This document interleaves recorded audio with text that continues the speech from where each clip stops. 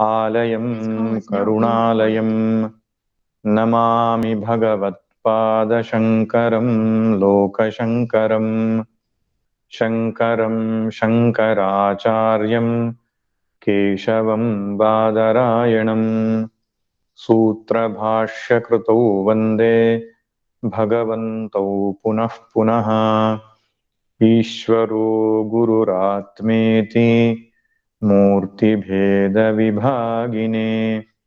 व्योमवद्व्याप्तदेहाय दक्षिणामूर्तये नमः। दक्षिणामूर्तये नमः। ॐ पार्थाय प्रतिबोधितां भगवता नारायणेन स्वयं व्यासेन ग्रथितां पुराणमुनिना मध्ये महाभारतम् अद्वैतामृतवर्षिणीं भगवतीम् अष्टादशाध्यायिनीम् अम्ब त्वामनुसन्दधामि भगवद्गीते भवद्वेषिणी भगवद्गीते भवद्वेषिणी।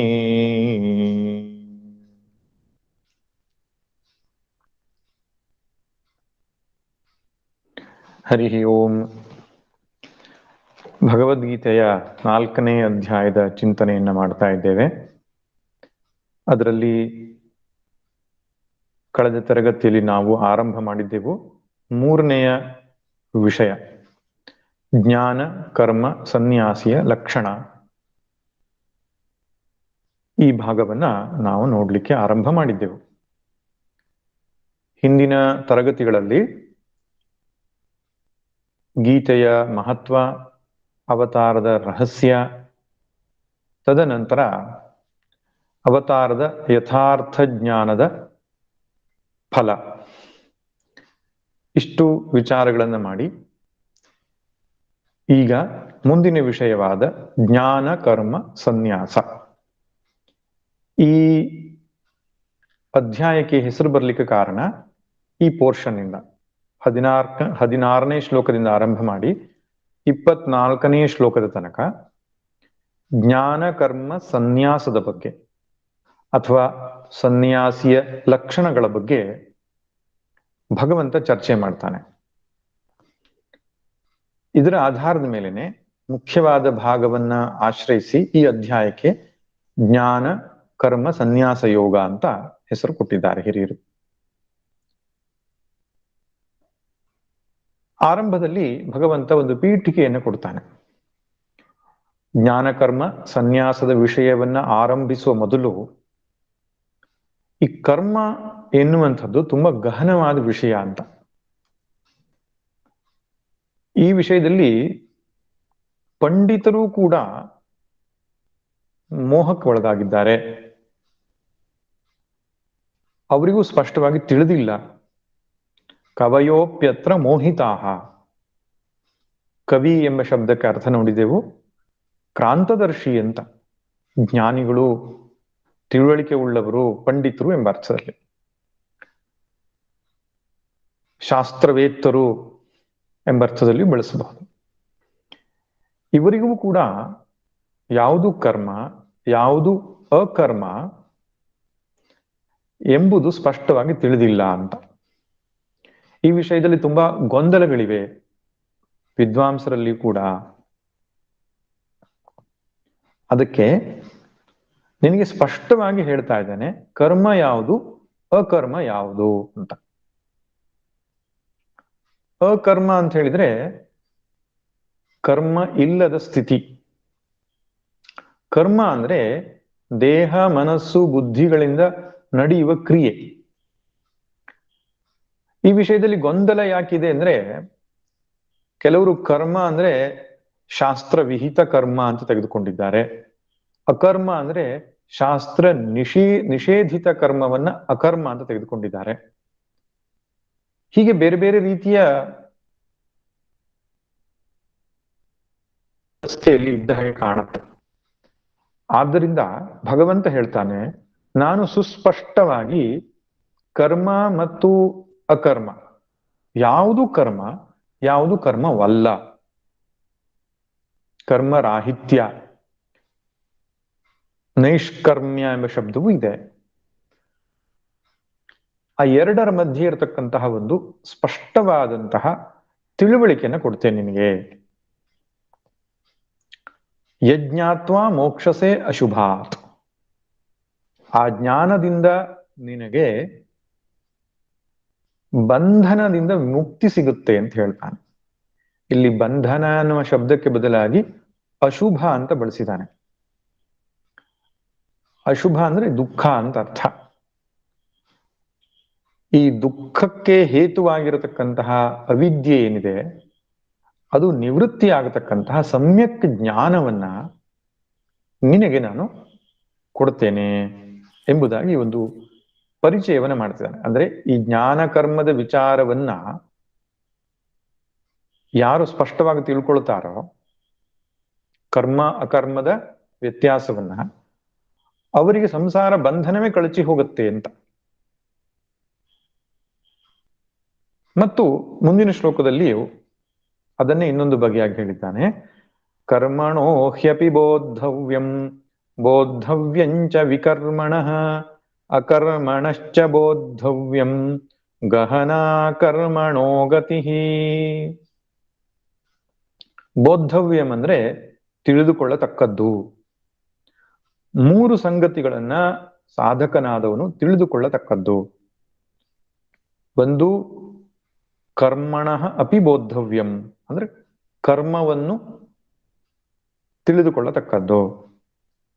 ಬೋದ್ಧವ್ಯಂಚ ವಿಕರ್ಮಣಃ, ವಿಕರ್ಮವನ್ನು ತಿಳಿದುಕೊಳ್ಳತಕ್ಕದ್ದು. ಬೋದ್ಧವ್ಯಂ ಅಂದ್ರೆ ತಿಳಿದುಕೊಳ್ಳತಕ್ಕದ್ದು.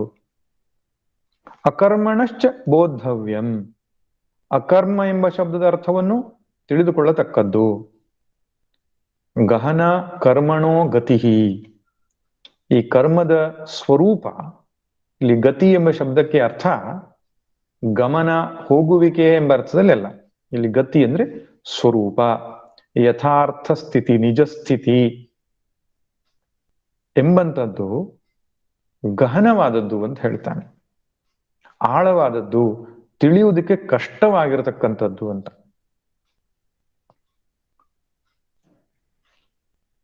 ಮೇಲಿನ ಶ್ಲೋಕದಲ್ಲಿ ಪಂಡಿತರು ಕೂಡ ಗೊಂದಲಕ್ಕೊಳಗಾಗಿದ್ದಾರೆ, ಮೋಹಿತರಾಗಿದ್ದಾರೆ ಅಂತ ಹೇಳಿದ್ದಾನೆ. ಇಲ್ಲಿ ಕರ್ಮದ ಸ್ವರೂಪ ತಿಳಿದುಕೊಳ್ಳುವುದು ಕಷ್ಟ ಅಂತ ಹೇಳ್ತಿದ್ದಾನೆ. ಯಾವ ಕರ್ಮದ ಸ್ವರೂಪ? ಕರ್ಮ, ವಿಕರ್ಮ, ಅಕರ್ಮ, ಇದರ ಒಂದು ಯಥಾರ್ಥ ಸ್ವರೂಪವನ್ನು ತಿಳಿಯುವುದು ಅಷ್ಟು ಸುಲಭದ ವಿಷಯ ಅಲ್ಲ ಅಂತ. ನಿಜವಾಗಿ ಹೌದು. ಕರ್ಮ ಮತ್ತು ವಿಕರ್ಮ ಅಂತ ನಾವೇನ್ ಕರಿತೇವಲ್ಲ, ವಿಕರ್ಮ ಅಂದ್ರೆ ಶಾಸ್ತ್ರ ನಿಷೇಧಿತ ಕರ್ಮವನ್ನು ವಿಕರ್ಮ ಅಂತ ಹೇಳ್ತಾರೆ. ಕರ್ಮ ಅಂತ ಹೇಳಿದ್ರೆ ಶಾಸ್ತ್ರ ವಿಧಿಸಿದ ಕರ್ಮ ಅಂತಲ್ಲ. ದೇಹ, ಇಂದ್ರಿಯ, ಮನಸ್ಸುಗಳಿಂದ ನಡೆಯುವ ಎಲ್ಲಾ ರೀತಿಯ ಕ್ರಿಯೆಗಳನ್ನು ಇಲ್ಲಿ ಕರ್ಮ ಎಂಬ ಶಬ್ದದಿಂದ ತೆಗೆದುಕೊಳ್ಳಬೇಕು. ವಿಕರ್ಮ ಅಂದ್ರೆ ಶಾಸ್ತ್ರ ನಿಷೇಧಿತ ಕರ್ಮ. ಅಕರ್ಮ ಅಂದ್ರೆ ಏನೂ ಮಾಡದೆ ಸುಮ್ಮನೆ ಇರತಕ್ಕಂಥದ್ದು, ಕರ್ಮರಹಿತವಾದ ಸ್ಥಿತಿ. ಅದಕ್ಕೆ ಅಕರ್ಮ ಅಂತ ಕರೀತಾರೆ. ಇವುಗಳ ಒಟ್ಟಾರೆಯಾದ ಒಂದು ಸ್ವರೂಪ ಏನಿದೆ ತುಂಬಾ ಕ್ಲಿಷ್ಟ. ನಾವು ನೋಡ್ತೇವಲ್ಲ, ಧರ್ಮಾಧರ್ಮದ ವಿಮರ್ಶೆಗೆ ಬಂದಾಗ ಯಾವುದು ಶಾಸ್ತ್ರ ವಿಹಿತವಾದದ್ದು, ಯಾವುದು ಶಾಸ್ತ್ರ ನಿಷೇಧಿತವಾದದ್ದು ಎಂಬ ವಿಷಯಕ್ಕೆ ಅದೆಷ್ಟು ಚರ್ಚೆಗಳು ನಡೀತದೆ. ಯಾವುದಕ್ಕೆ ಯಾವುದು ಪ್ರಮಾಣ, ಶ್ರುತಿ ಪ್ರಮಾಣವೋ ಸ್ಮೃತಿ ಪ್ರಮಾಣವೋ. ಕರ್ಮ ಅನ್ನುವಂಥದ್ದು ಮೇಲ್ನೋಟಕ್ಕೆ ಸರಳ ಅಂತ ಕಂಡ್ರೂ ಕೂಡ ಒಂದು ಸರಿಯಾದ ವ್ಯವಸ್ಥಿತವಾದ ರೀತಿಯಲ್ಲಿ ಮಾಡಬೇಕು ಅಂತ ಹೊರಟ್ರೆ ತುಂಬಾ ಗೊಂದಲಕ್ಕೆ ಎಡೆ ಮಾಡತಕ್ಕಂಥ ವಿಷಯವಾಗಿದೆ. ಇನ್ನು ಧರ್ಮಾಧರ್ಮಗಳ ವಿಷಯ ಬಿಡಿ, ಯಾವುದು ನಿಜವಾದ ಕರ್ಮ, ಯಾವುದು ಕರ್ಮವಲ್ಲದ್ದು ಇದು ತುಂಬಾ ಸೂಕ್ಷ್ಮವಾದ ವಿಷಯ. ಅದು ಮುಂದಕ್ಕೆ ಬರುತ್ತೆ ಏನು ಅಂತ. ಆದ್ರಿಂದ ಈ ಮೂರು ಸಂಗತಿಗಳ ಒಂದು ವಿಮರ್ಶೆ ನಾನು ಈಗ ಮಾಡ್ಲಿಕ್ಕೆ ಹೊರಟಿದ್ದೇನೆ ಅಂತ ಹೇಳ್ತಿದ್ದಾನೆ ಭಗವಂತ. ಇಲ್ಲಿ ವಾಸ್ತವವಾಗಿ ಕರ್ಮ ಅಂದ್ರೆ ದೇಹ ಮನಸ್ಸುಗಳಿಂದ ನಡೆಯೋ ಕ್ರಿಯೆ ಅಂತ ಆಯ್ತಲ್ಲ. ವಿಕರ್ಮ ಅಂದ್ರೆ ಶಾಸ್ತ್ರ ನಿಷೇಧಿತ ಕರ್ಮ. ಶಾಸ್ತ್ರ ಯಾವ್ದನ್ನು ಮಾಡಬಾರದು ಅಂತ ಹೇಳಿದ್ಯೋ ಅದಕ್ಕೆ ವಿಕರ್ಮ ಅಂತ ಹೇಳ್ತಾರೆ. ಸುಳ್ಳು ಹೇಳೋದು, ಕದಿಯೋದು, ಮೋಸ ಮಾಡೋದು, ಹಿರಿಯರಿಗೆ ಗೌರವ ಕೊಡದೇ ಇರ್ತಕ್ಕಂಥದ್ದು, ಇದೆಲ್ಲವನ್ನ ಮಾಡಬಾರದು ಅಂತ ಹೇಳಿದೆ ಶಾಸ್ತ್ರ. ಅದನ್ನು ವಿಕರ್ಮ ಅಂತ ಕರೆದಿದ್ದಾರೆ. ಇನ್ನು ಅಕರ್ಮ ಅನ್ನುವಂಥದ್ದು ಒಂದು ಸ್ಥಿತಿ ಇದೆ, ಏನೂ ಮಾಡದೇ ಇರತಕ್ಕಂಥದ್ದು. ಅದೆಲ್ಲದರ ಒಟ್ಟಾರೆಯಾಗಿ ಒಂದು ಯಥಾರ್ಥ ಸ್ವರೂಪವನ್ನು ತಿಳಿಸಿಕೊಡ್ತಾ ಇದ್ದಾನೆ. ನೋಡಿ, ಬಹಳ ಸೂಕ್ಷ್ಮವಾದ ಸಂಗತಿ. ಇದರ ಯಥಾರ್ಥ ಸ್ವರೂಪ ತಿಳಿದರೆ ಕರ್ಮ ಬಂಧನವೇ ಕಳಚಿ ಬೀಳುತ್ತೆ ಅಂತ ಹೇಳ್ತಾನೆ. ಅಂದ್ರೆ ನಾವು ಇಷ್ಟು ದಿನಗಳ ಕಾಲ ಏನು ಕಲ್ತಿದ್ದು, ಆತ್ಮನ ಸ್ವರೂಪವನ್ನು ತಿಳಿದುಕೊಂಡ್ರೆ ಅಜ್ಞಾನಕ್ಕೆ ಬಿದ್ದು ಹೋಗುತ್ತೆ ಅಂತ. ಇಲ್ಲಿ ಭಗವಂತ ಹೇಳಿದ್ರೆ ಕರ್ಮದ ಯಥಾರ್ಥ ಸ್ವರೂಪ ತಿಳಿದರೆ ಅಜ್ಞಾನ ಬಿದ್ದು ಹೋಗುತ್ತೆ ಅಂತ ಹೇಳ್ತಿದ್ದಾನೆ. ಇದು ಸೂಕ್ಷ್ಮವಾಗಿ ಗಮನಿಸಬೇಕಾದ್ದೇನೆಂದ್ರೆ, ಇಲ್ಲಿ ಕರ್ಮದ ಯಥಾರ್ಥ ಸ್ವರೂಪವನ್ನ ತಿಳಿಸುವಂತಹ ಒಂದು ನಿಟ್ಟಿನಲ್ಲಿ ಆತ್ಮದ ಸ್ವರೂಪವನ್ನೇ ತಿಳಿಸ್ಲಿಕ್ಕೆ ಹೊರಟಿದ್ದಾನೆ. ಯಾಕಂದ್ರೆ ಆತ್ಮಜ್ಞಾನವಿಲ್ಲದೆ ಮೋಕ್ಷವಿಲ್ಲ. ಬೇರೆ ನಾವು ಸುತ್ತಿ ಬಳಸಿ ಎಷ್ಟೇ ಮಾತಾಡಿದ್ರು ಕೂಡ ಗಟ್ಟಿಯಾಗಿ ನಿಂತುಕೊಳ್ಬೇಕಾಗಿರತಕ್ಕಂತಹ ಪಾಯಿಂಟ್ ಯಾವುದು? ಸತ್ಯಂ ಜ್ಞಾನಮನಂತಂ ಬ್ರಹ್ಮ ಯೋ ವೇದ ನಿಹಿತಂ ಗುಹಾಯಾಂ ಪರಮೇ ವ್ಯೋಮನ್ ಸೋಷ್ಣುತೆ ಸರ್ವಾನ್ ಕಾಮಾನ್ ಸಹ ಬ್ರಹ್ಮಣ ವಿಪಶ್ಚಿತೇತಿ. ಸತ್ಯವೂ ಜ್ಞಾನವೂ ಅನಂತವಾದದ್ದು ಬ್ರಹ್ಮ. ಅದು ನಮ್ಮೆಲ್ಲರ ಹೃದಯವನ್ನು ಬೆಳಗುತ್ತಾ ಇದೆ. ಆ ಹೃದಯವನ್ನ ಬೆಳಗುವ ಆ ಪರಬ್ರಹ್ಮವನ್ನ ತಿಳಿಯುವುದರಿಂದಲೇ ಮೋಕ್ಷ. ಇದು ಶ್ರುತಿ ಸ್ಮೃತಿ ಮತ್ತು ಅನುಭವದಲ್ಲಿ ಸಿದ್ಧವಾದಂತ ಮಾತು. ಇದಕ್ಕೆ ಹೊರತಾಗಿ ಬೇರೆ ಯಾವ ಮಾರ್ಗವೂ ಇಲ್ಲ. ಹಾಗಿರುವಾಗ ಮೋಕ್ಷಸೆ ಅಶುಭಾತ್ ಯಜ್ಞಾತ್ವ ಮೋಕ್ಷಸೆ ಅಶುಭಾತ್ ಅಂತ ಹೇಳಿದ್ರೆ, ಕರ್ಮದ ಯಥಾರ್ಥ ಸ್ವರೂಪದಿಂದ ಮೋಕ್ಷ ಅಂತ ಹೇಳಿದ್ರೆ ನಾವಿಲ್ಲಿ ಸ್ಪಷ್ಟವಾಗಿ ತಿಳ್ಕೊಳ್ಬೇಕು, ಆತ್ಮನ ಯಥಾರ್ಥ ಸ್ವರೂಪವನ್ನೇ ತಿಳಿಸ್ಲಿಕ್ಕೆ ಹೊರಟಿದ್ದಾನೆ ಅಂತ.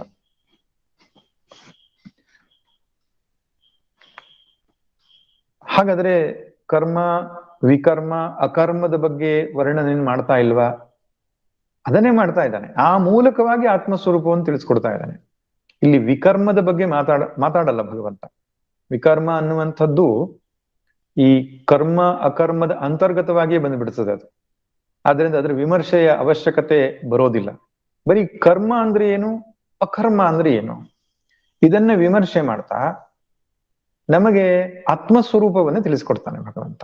ಇದೊಂದು ಅದ್ಭುತವಾದ ಶ್ಲೋಕ. ಮುಂದಿನದು 18ನೇ ಶ್ಲೋಕ.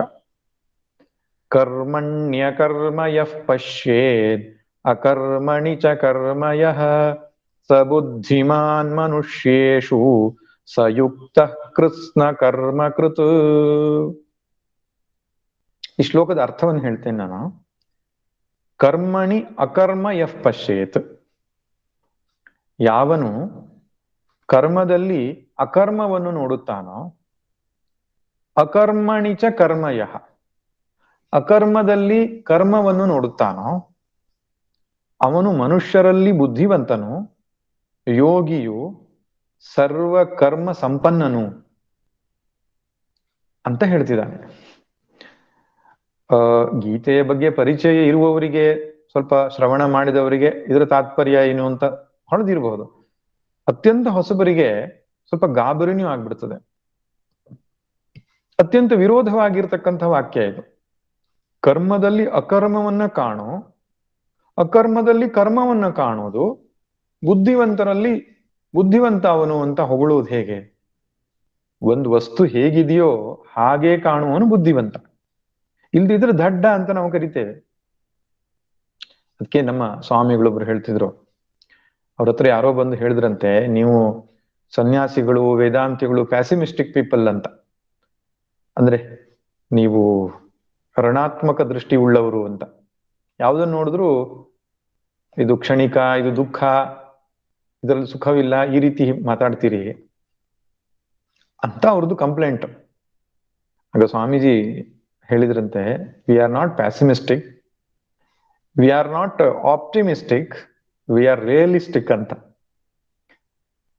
ಅಂದ್ರೆ ಧನಾತ್ಮಕ ದೃಷ್ಟಿ, ಋಣಾತ್ಮಕ ದೃಷ್ಟಿ, ನಕಾರಾತ್ಮಕ ಸಕಾರಾತ್ಮಕ ಅಂತ ಹೇಳ್ತಾರಲ್ಲ, ಅದು ಎರಡೂ ದೃಷ್ಟಿಯು ಬಣ್ಣ ಹಚ್ಚಿಕೊಂಡು ನೋಡೋದೇ ಅದೇ.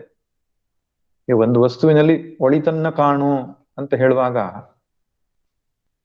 ಒಳಿತನ್ನು ಮಾತ್ರ ಕಾಣುವಂತಹ ಒಂದು ಅಭ್ಯಾಸ ಮಾಡ್ತಕ್ಕಂಥದ್ದು ಸರಿ. ಆರಂಭದಲ್ಲಿ ಅದೊಂದು ಸಾಧನೆಯಾಗಿ ಮನಸ್ಸಿಗೆ ಒಂದು ಸಂಸ್ಕಾರ ಆಗ್ತದೆ.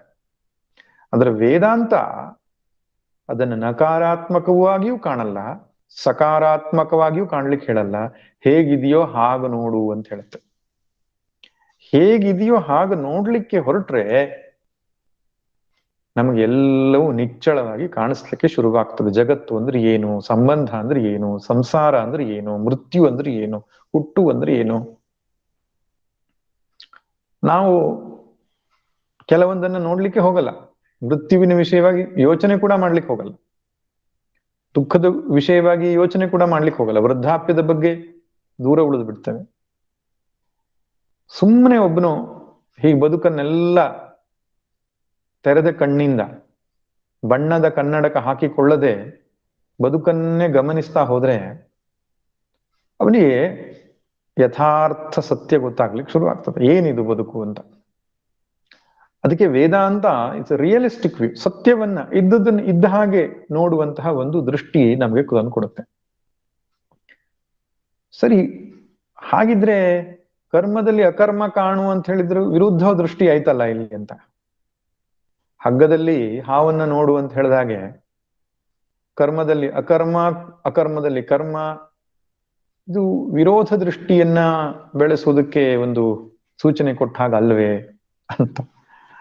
ಹಾಗಲ್ಲ ನೋಡಿ. ಒಮ್ಮೊಮ್ಮೆ ಈ ಜ್ಞಾನಿಗಳು, ಸಂತರು, ಅವಧೂತರು ಅಂತ ಹೇಳ್ತಕ್ಕಂಥವ್ರು ಈ ಸತ್ಯವನ್ನ ಹೇಳುವಾಗ ಒಗಟಾಗಿ ಹೇಳ್ತಕ್ಕಂತಹ ಒಂದು ರೀತಿ ಇದೆ. ನಮ್ಮಲ್ಲಿ ಈ ವೇದಾಂತದ ಪರಂಪರೆ ಇದ್ದ ಹಾಗೆ ಈ ಅನುಭಾವಿಗಳ ಪರಂಪರೆ, ಅವಧೂತರ ಪರಂಪರೆ ಅಂತ ಒಂದಿದೆ. ಅವರೆಲ್ಲ ಪೂರ್ವಜನ್ಮದ ಸಂಸ್ಕಾರದ ಕಾರಣದಿಂದಲೋ ಪೂರ್ವಜನ್ಮದಲ್ಲಿ ಯೋಗಭ್ರಷ್ಟರೋ ಜ್ಞಾನಿಗಳಾಗಿ ಇರ್ತಾರೆ. ಎಲ್ಲರನ್ನೂ ಹಾಗೆ ಹೇಳಲಿಕ್ಕೆ ಬರಲ್ಲ, ಕೆಲವರು ಇದ್ದಾರೆ. ಅಂಥವ್ರು ಮಾತನಾಡುವಾಗ ತುಂಬಾ ಒಗಟೊಗಟಾಗಿ ಮಾತಾಡ್ತಾರೆ, ತುಂಬಾ ಕ್ಲಿಷ್ಟ ಆಗುತ್ತೆ ಅರ್ಥ ಮಾಡ್ಕೊಳ್ಳುವಂಥದ್ದು. ಆದ್ರೆ ಅದನ್ನೇ ಸಾಕಷ್ಟು ಹೊರಳಾಡಿಸ್ತಾ ಇದ್ರೆ ಮನಸ್ಸಿಗೆ ಒಂದು ಸಂದರ್ಭದಲ್ಲಿ ಅದು ಗೋಚರ ಆಗ್ತದೆ, ಹೋ ಹೀಗಿದೆ ಇದರ ಅರ್ಥ ಅಂತ. ಹಾಗೆ ಇಲ್ಲಿ ಸತ್ಯವನ್ನ ಒಂದು ಒಗಟಿನ ಹಾಗೆ ಹೇಳಿರತಕ್ಕಂಥದ್ದು. ಇದ್ರ ಹಿಂದೆ ಒಂದು ಕಾರಣ ಇದೆ. ನಾನು ಹಿಂದೆ ಭಗವದ್ಗೀತೆಯ 2ನೇ ಅಧ್ಯಾಯದಲ್ಲಿ ಹೇಳುವಾಗ ಹೇಳಿದೆ, ಯಾ ನಿಶಾ ಸರ್ವಭೂತಾನಾಂ ಶ್ಲೋಕ ಹೇಳುವಾಗ ವೇದವ್ಯಾಸ ಮಹರ್ಷಿಗಳು ಮಹಾಭಾರತದಂತ ಮಹಾನ್ ಗ್ರಂಥವನ್ನು ರಚಿಸ್ಲಿಕ್ಕೆ ಹೊರಟಾಗ ಲಿಪಿಕಾರನಾಗಿ ಗಣಪತಿಯನ್ನ ಕರೆದ್ರಂತೆ, ಸ್ಟೆನೋಗ್ರಾಫರ್. ವೇದವ್ಯಾಸ ಮಹರ್ಷಿಗಳು ಶ್ಲೋಕಗಳನ್ನ ಹೇಳ್ತಾ ಹೋಗ್ತಾರೆ, ಗಣಪತಿಯದನ್ನ ರಚಿಸಿಕೊಳ್ಬೇಕು, ದಾಖಲಿಸಿಕೊಳ್ಬೇಕು. ಈಗಲೂ ಕೂಡ ನೀವು ಬದರಿ ಹತ್ರ ಹೋದ್ರೆ ಅಲ್ಲಿ ವ್ಯಾಸ ಗುಹೆ ಅಂತ ಇದೆ. ವ್ಯಾಸ ಗುಹೆಯಲ್ಲಿ ತೋರಿಸ್ತಾರೆ, ಇಲ್ಲಿ ವ್ಯಾಸರು ಕುಳಿತುಕೊಂಡು ಮಹಾಭಾರತ ಬರೆದ್ರು, ಇಲ್ಲಿ ಗಣಪತಿ ಲಿಪಿಕಾರನಾಗಿ ಕುಳಿತುಕೊಂಡಿದೆ. ಈ ರೀತಿಯಾಗಿ ಸರಸ್ವತಿ ನದಿ ಅಂತ ಒಂದು ಬರ್ತದೆ, ಆ ನದಿಯ ಪಕ್ಕದಲ್ಲೇ ಇರತಕ್ಕಂತಹದ್ದೊಂದು ವ್ಯವಸ್ಥೆ. ಆ ರೀತಿ ವೇದವ್ಯಾಸರು ಮಹಾಭಾರತವನ್ನು ಹೇಳಲಿಕ್ಕೆ ಹೊರಟಾಗ ಗಣಪತಿ ಇದು ತಾನೊಂದು ಕಂಡೀಷನ್ ಇಟ್ಟಂತೆ, ನೀವು ಶ್ಲೋಕವನ್ನು ಹೇಳಿ ನಾನು ಬರೆದುಕೊಳ್ತೇನೆ, ಆದ್ರೆ ತಡೆ ಇಲ್ಲದೆ ಹೇಳಬೇಕು ಅಂತ. ನಾನ್ ಸ್ಟಾಪ್ ಕದ ನೀವು ಯೋಚನೆ ಮಾಡ್ತಾ ಕೂತ್ಕೊಳ್ಳೋದು ಯಾವುದೋ ಒಂದು ಪ್ರಸಂಗವನ್ನ, ಆಮೇಲೆ ಶ್ಲೋಕ ರಚನೆ ಮಾಡೋದು, ಅಷ್ಟೊತ್ನಲ್ಲೇ ಕಾಯ್ಲಿ ಕೂತ್ಕೊಳ್ಳಿಕ್ ಆಗಲ್ಲ ನನಗೆ, ನಿರಂತರವಾಗಿ ನೀವು ಹೇಳ್ತಾ ಹೋಗ್ಬೇಕು, ನಾನು ಬರ್ಕೊಳ್ತೇನೆ ಅಂತ ಹೇಳಿದಂತೆ. ಭಗವಾನ್ ವೇದವ್ಯಾಸರಿಗೆ ಈಗ ಸಮಸ್ಯೆಗಿಡ್ತು. ಯಾಕಂದ್ರೆ ಕಾವ್ಯ ರಚನೆ ಮಾಡೋದು ಸಣ್ಣ ವಿಷಯ ಅಲ್ಲ. ಎಷ್ಟು ರಚನೆ ಮಾಡ್ತಾ ಆದ್ರೂ ಎಲ್ಲೋ ಒಂದ್ ಕಡೆಗೆ ಸ್ವಲ್ಪ ನಿಲ್ಲಿಸ್ಬೇಕಾಗ್ತದೆ, ನಿಲ್ಲಿಸಬಾರದು ಅನ್ನೋದು ಕಂಡೀಷನ್.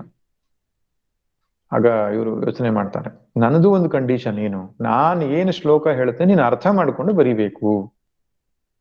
ಹಾಗಿದ್ರೆ ನಾನು ಪುಂಖಾನುಪುಂಖವಾಗಿ ಹೇಳ್ತೇನೆ ಅಂತ. ಆಯ್ತು ಅಂತ ಹೇಳಿದಂತೆ ಗಣೇಶ. ಅದಕ್ಕೆ ಎಲ್ಲ 1000 ಗಟ್ಟಲೆ ಶ್ಲೋಕ ಒಂದು ಒಟ್ಟಿಗೆ ರಚಿಸ್ಬಿಡ್ತಿದ್ರು ಅವರು ಮಾನಸಿಕವಾಗಿ. ಆದ್ರೆ ಎಲ್ಲೋ ಒಂದು ಕಡೆಗೆ ಸ್ವಲ್ಪ ವಿಚಾರ ಮಾಡಬೇಕು ಅನ್ನೋ ಸಂದರ್ಭದಲ್ಲಿ ಒಂದು ಒಗಟಾಗಿರತಕ್ಕಂಥ ಶ್ಲೋಕವನ್ನ ಹೇಳ್ಬಿಡೋದು. ಅದನ್ನ ಯೋಚನೆ ಮಾಡಿ ಅರ್ಥ ಮಾಡ್ಕೊಳ್ಳಿಕ್ಕೆ ಸ್ವಲ್ಪ ಸಮಯ ಹಿಡಿತದೆ. ಅಲ್ಲಿ ತನಕ ಒಂದಿಷ್ಟು ಶ್ಲೋಕಗಳನ್ನ ಇವರು ರಚಿಸಿ ಹೇಳ್ತಿದ್ರಂತೆ. ಅದನ್ನ ಗ್ರಂಥಿ ಶ್ಲೋಕಗಳು ಅಂತ ಹೇಳ್ತಾರೆ. ಗ್ರಂಥಿಗಳು ಅಂತ 1800 ಹತ್ತತ್ರ ಆ ಶ್ಲೋಕಗಳಿವೆ ಎಂಬುದಾಗಿ ಹೇಳ್ತಾರೆ. ಒಗಟಿನ ಹಾಗೆ ಕಾಣುವಂಥದ್ದು. ಸಾಕಷ್ಟು ವಿಚಾರ ಮಾಡಿದ ಮೇಲೆ ನಮಗೆ ಇದರ ಅರ್ಥ ಹೀಗೆ ಅಂತ ಗೊತ್ತಾಗ್ತಿತ್ತು. ಗಣಪತಿ ಹಾಗೆ ವಿಚಾರ ಮಾಡುವಾಗ ವ್ಯಾಸರು ಒಂದಿಷ್ಟು ಶ್ಲೋಕಗಳನ್ನ ಮಾನಸಿಕವಾಗಿ ರಚನೆ ಮಾಡಿ ನಂತರ ಹೇಳ್ತಾ ಇದ್ರು. ಈ ರೀತಿಯಾಗಿರತಕ್ಕಂಥದ್ದು ಭಗವದ್ಗೀತೆಯಲ್ಲೂ ಇದೆ. ಯಾಕಂದ್ರೆ ಮಹಾಭಾರತದ ಒಂದು ಭಾಗವೇ ಭಗವದ್ಗೀತೆ ಆದ್ರಿಂದ ಯಾನಿಶಾ ಸರ್ವ ಜ್ಞಾನಿಗೆ ಯಾವುದು ಕತ್ತಲು ಅಜ್ಞಾನಿಗಳಿಗೆ ಅದು ಹಗಲು, ಅಜ್ಞಾನಿಗಳಿಗೆ ಕತ್ತಲು ಅಜ್ಞಾನಿಗಳಿಗೆ ಹಗಲು, ಅದೊಂದು ಶ್ಲೋಕ. ಇನ್ನೊಂದು ಈ ಅಧ್ಯಾಯದಲ್ಲಿ ಬರತಕ್ಕಂತಹ ಇದೇ ಶ್ಲೋಕ, ಕರ್ಮಣಿ ಅಕರ್ಮಯ ಪಶ್ಯೇತ್ ಅಕರ್ಮಣಿ ಚ ಕರ್ಮಯ, ಸ್ವಲ್ಪ ಒಗಟಾಗಿದೆ ಇದು. ತದನಂತರ ನೀವು 9ನೇ ಅಧ್ಯಾಯದಲ್ಲಿ ಮತ್ಸ್ಥಾನಿ ಸರ್ವಭೂತಾನಿ ನಚ ಮತ್ಸ್ಥಾನಿ ಭೂತಾನಿ ಅಂತ ಹೇಳ್ತಾನೆ. 9ನೇ ಅಧ್ಯಾಯದ 3 ಮತ್ತು 4ನೇ ಶ್ಲೋಕ. ಎಲ್ಲವೂ ನನ್ನಲ್ಲಿದೆ, ಯಾವುದೂ ನನ್ನಲ್ಲಿಲ್ಲ ಅಂತ ಸ್ವಲ್ಪ ಯೋಚನೆ ಮಾಡಿ ಅರ್ಥ ಮಾಡ್ಕೊಳ್ಬೇಕಾಗ್ತದೆ ಇಂಥವು. ಹಾಗೆ ಇದೊಂದು ಆ ರೀತಿ ಹೇಳ್ತಕ್ಕಂತಹ ಒಂದು ವಿಶೇಷವಾದ ಶ್ಲೋಕ. ಶಂಕರ ಭಗವತ್ಪಾದರು ವಿಸ್ತಾರವಾದ ಭಾಷ್ಯವನ್ನು ಬರೆದಿದ್ದಾರೆ. ಎಲ್ಲ ಆಚಾರ್ಯರು ಕೂಡ ಈ ಶ್ಲೋಕವನ್ನ ಒಂದು ಮಹತ್ವಪೂರ್ಣವಾದ ಶ್ಲೋಕ ಎಂಬುದಾಗಿ ಸ್ವೀಕಾರ ಮಾಡಿದ್ದಾರೆ. ನಿಜವಾಗಿಯೂ ಭಗವದ್ಗೀತೆ ಕರ್ಮಯೋಗ ಮತ್ತು ಭಕ್ತಿಯೋಗವನ್ನ ಹೆಚ್ಚು ಹೇಳಿದ್ರೂ ಕೂಡ ಅಲ್ಲಲ್ಲಿ ಉಪನಿಷತ್ ವಿಚಾರಗಳನ್ನು ಹೇಳುವುದು ಕಾಣುತ್ತೆ. ಹೇಗೆ 2ನೇ ಅಧ್ಯಾಯದ 11ನೇ ಶ್ಲೋಕದಿಂದ 25ನೇ ಶ್ಲೋಕದ ತನಕ ಉಪನಿಷತ್ತಲ್ಲಿ ಬಂದಿರುವ ಆತ್ಮವಿಚಾರವನ್ನೇ ನಮಗೆ ತಿಳಿಸಿಕೊಟ್ಟಿದೆಯೋ, ಹಾಗೆಯೇ ಇಲ್ಲಿಯೂ ಕೂಡ 18ನೇ ಶ್ಲೋಕದಿಂದ 24ರ ತನಕ ಒಂದು ರೀತಿ ಉಪನಿಷತ್ತಿನ ಚಿಂತನೆಯೇ ಕೃಷ್ಣ ಪರಮಾತ್ಮನು ಇಲ್ಲಿ ತಿಳಿಸ್ಕೊಡ್ತಾ ಇದ್ದಾನೆ. ಅದಕ್ಕೆ ಜ್ಞಾನ ಯೋಗ ಎಂಬ ಹೆಸರು ಬಂದಿರತಕ್ಕಂಥದ್ದು ಇದಕ್ಕೆ. ಆ ಮುಖ್ಯವಾದ ಶ್ಲೋಕವೇ ಇದು, ಕರ್ಮಣಿ ಅಕರ್ಮ ಯಃ ಪಶ್ಯೇತ್. ಇದನ್ನ ಅರ್ಥ ಮಾಡ್ಕೊಳ್ಳಿಕ್ಕೆ ಪ್ರಯತ್ನವನ್ನು ಮಾಡೋಣ. ಯಾಕಂದ್ರೆ ಇದನ್ನು ಯಾರು ಅರ್ಥ ಮಾಡಿಕೊಳ್ತಾರೋ ಅವರು ಮನುಷ್ಯರಲ್ಲೇ ಬುದ್ಧಿವಂತರು ಅಂತ ಹೇಳಿದಾನೆ ಭಗವಂತ. ಅದ ಹೇಳ್ತಾರೆ, ಈ ಒಗಟನ್ನ ಯಾರು ಅರ್ಥ ಮಾಡ್ಕೊಳ್ತಾರೋ ಅವರು ಬುದ್ಧಿವಂತರು. ಒಗಟು ಹೇಳುವಾಗಲೆಲ್ಲ ಹೇಳ್ತಾರೆ ಹಾಗೆ. ಈ ತತ್ವ ಯಾರಿಗೆ ಸರಿಯಾಗಿ ತಿಳಿದಿದೆ ಅವರು ಮನುಷ್ಯರಲ್ಲೇ ಬುದ್ಧಿವಂತರು ಅಂತ. ಲೌಕಿಕರಲ್ಲಿ ಬುದ್ಧಿವಂತರು ಅನ್ನೋ ಶಬ್ದಕ್ಕೆ ಬೇರೆ ಅರ್ಥ ಇದೆ.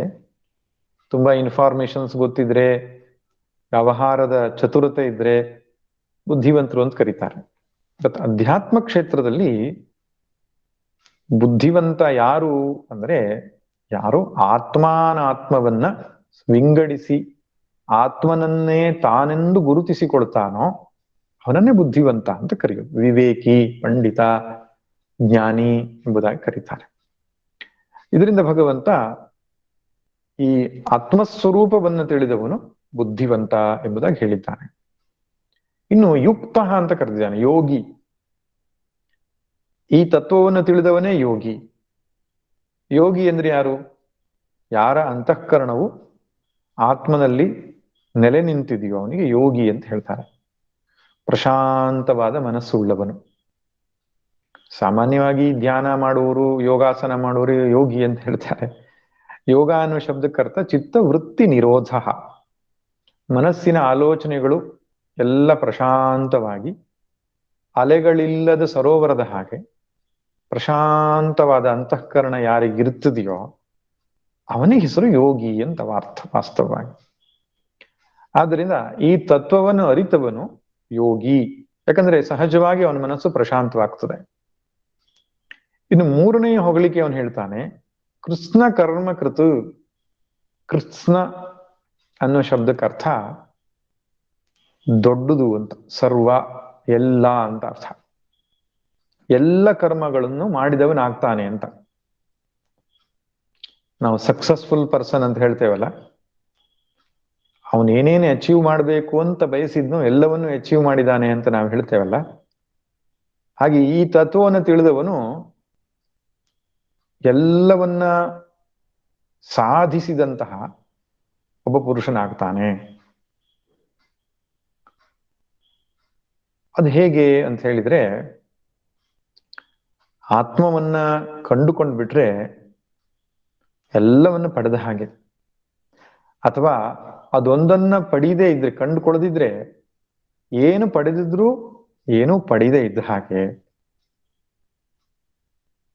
ಗುರುಭಕ್ತಿ ಸ್ತೋತ್ರದಲ್ಲಿ ಶಂಕರ ಭಗವತ್ಪಾದರು ಹೇಳ್ತಾರೆ, ತತಃ ಕಿಂ ತತಃ ಕಿಂ ತತಃ ಕಿಂ ತತಃ ಕಿಂ. ಎಲ್ಲವೂ ಇದೆ, ಆದರೆ ಗುರು ಪದದಲ್ಲಿ ಶರಣಾಗ್ಲಿಲ್ಲ, ಆತ್ಮತತ್ವವನ್ನು ತಿಳಿದಿಲ್ಲ, ಏನು ಪ್ರಯೋಜನ ಇಲ್ಲ ಅಂತ ಹೇಳ್ತಾರೆ ಅವರು. ಹಾಗೆ ಕೃತಕೃತ್ಯತೆ ಬರೋದು ಯಾವಾಗ? ಕೃತಕೃತ್ಯತೆ ಎಂಬ ಶಬ್ದಕ್ಕೆ ಅರ್ಥ ಕೃತ್ಯಂ ಸರ್ವಂ ಕೃತಂ ಮಯ ಅನ್ನೋ ಭಾವ. ಮಾಡಬೇಕಾದದ್ದೆಲ್ಲವನ್ನೂ ಮಾಡಿ ಮುಗಿಸಿದ್ದೇನೆ, ನನಗಿನ್ನು ಮಾಡುವಂಥದ್ದೇನೂ ಇಲ್ಲ, ಈ ಮನುಷ್ಯ ಜನ್ಮ ಸಾರ್ಥಕವಾಗಿದೆ. ಬದುಕಿನಲ್ಲಿ ಒಂದು ಏನು ಆ ಪ್ರಶಾಂತತೆ, ಎಲ್ಲವನ್ನೂ ಗಳಿಸಿದ್ದೇನೆ ಎಂಬಂತಹ ಒಂದು ಭಾವ, ಪೂರ್ಣತ್ವ ಅಂತ ಹೇಳ್ತಾರೆ. ಆ ಪೂರ್ಣತ್ವದ ಒಂದು ಪ್ರಾಪ್ತಿ ಈ ಜ್ಞಾನದಿಂದ ಆಗ್ತದೆ ಅಂತ ಹೇಳ್ತಾನೆ. ಅದರಿಂದ ಇದನ್ನ ಯಥಾರ್ಥವಾಗಿ ತಿಳಿದುಕೊಂಡವನು ಮನುಷ್ಯರಲ್ಲೇ ಬುದ್ಧಿವಂತ, ಅಂತಃಕರಣವನ್ನ ಪ್ರಶಾಂತ ಮಾಡಿಕೊಂಡ ಯೋಗಿ, ಎಲ್ಲವನ್ನೂ ಸಾಧಿಸಿದ ಯಶಸ್ವಿ ಪುರುಷ ಎಂಬುದಾಗಿ ಹೊಗಳಿದ್ದಾನೆ. ಹಾಗಾದ್ರೆ ಏನದು? ಕರ್ಮದಲ್ಲಿ ಅಕರ್ಮವನ್ನು ಕಾಣೋದು, ಅಕರ್ಮದಲ್ಲಿ ಕರ್ಮವನ್ನು ಕಾಣೋದು.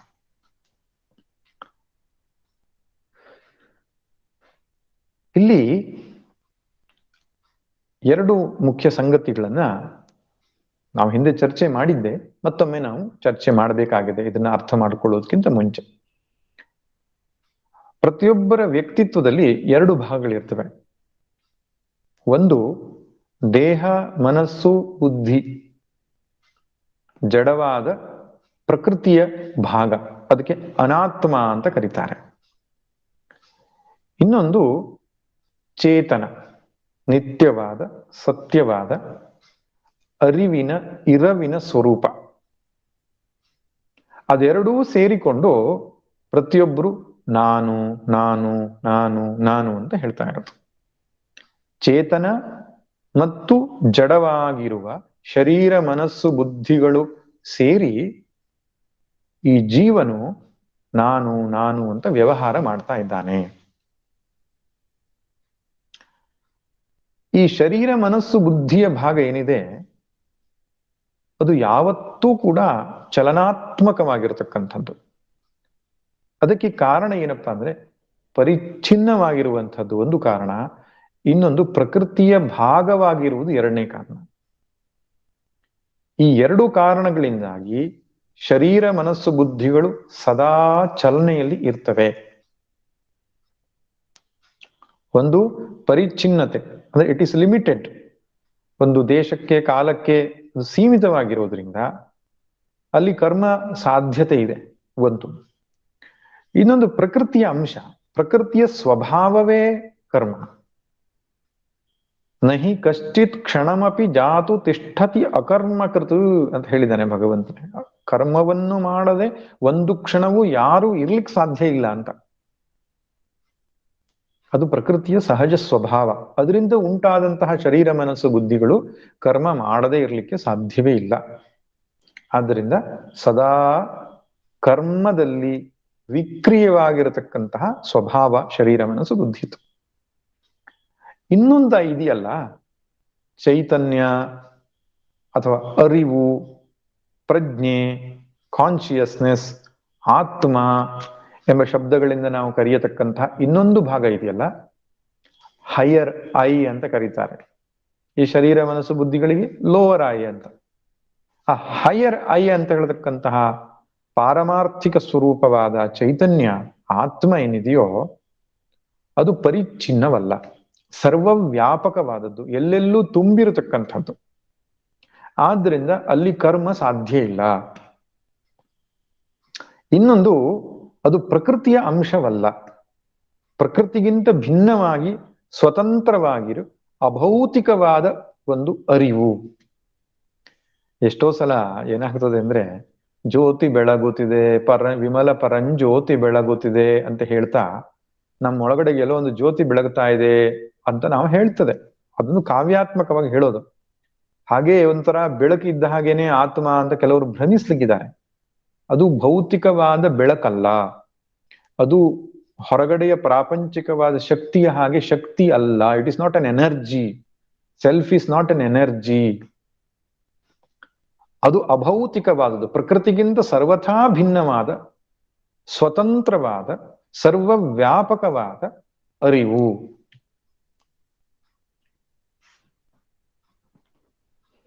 ಆದ್ದರಿಂದ ಅದರಲ್ಲಿ ಕ್ರಿಯೆ ಎನ್ನುವುದು ಘಟಿಸುವುದಿಲ್ಲ, ಸರ್ವಥಾ ಕ್ರಿಯೆ ಅದರಲ್ಲಿ ಘಟಿಸೋದಿಲ್ಲ.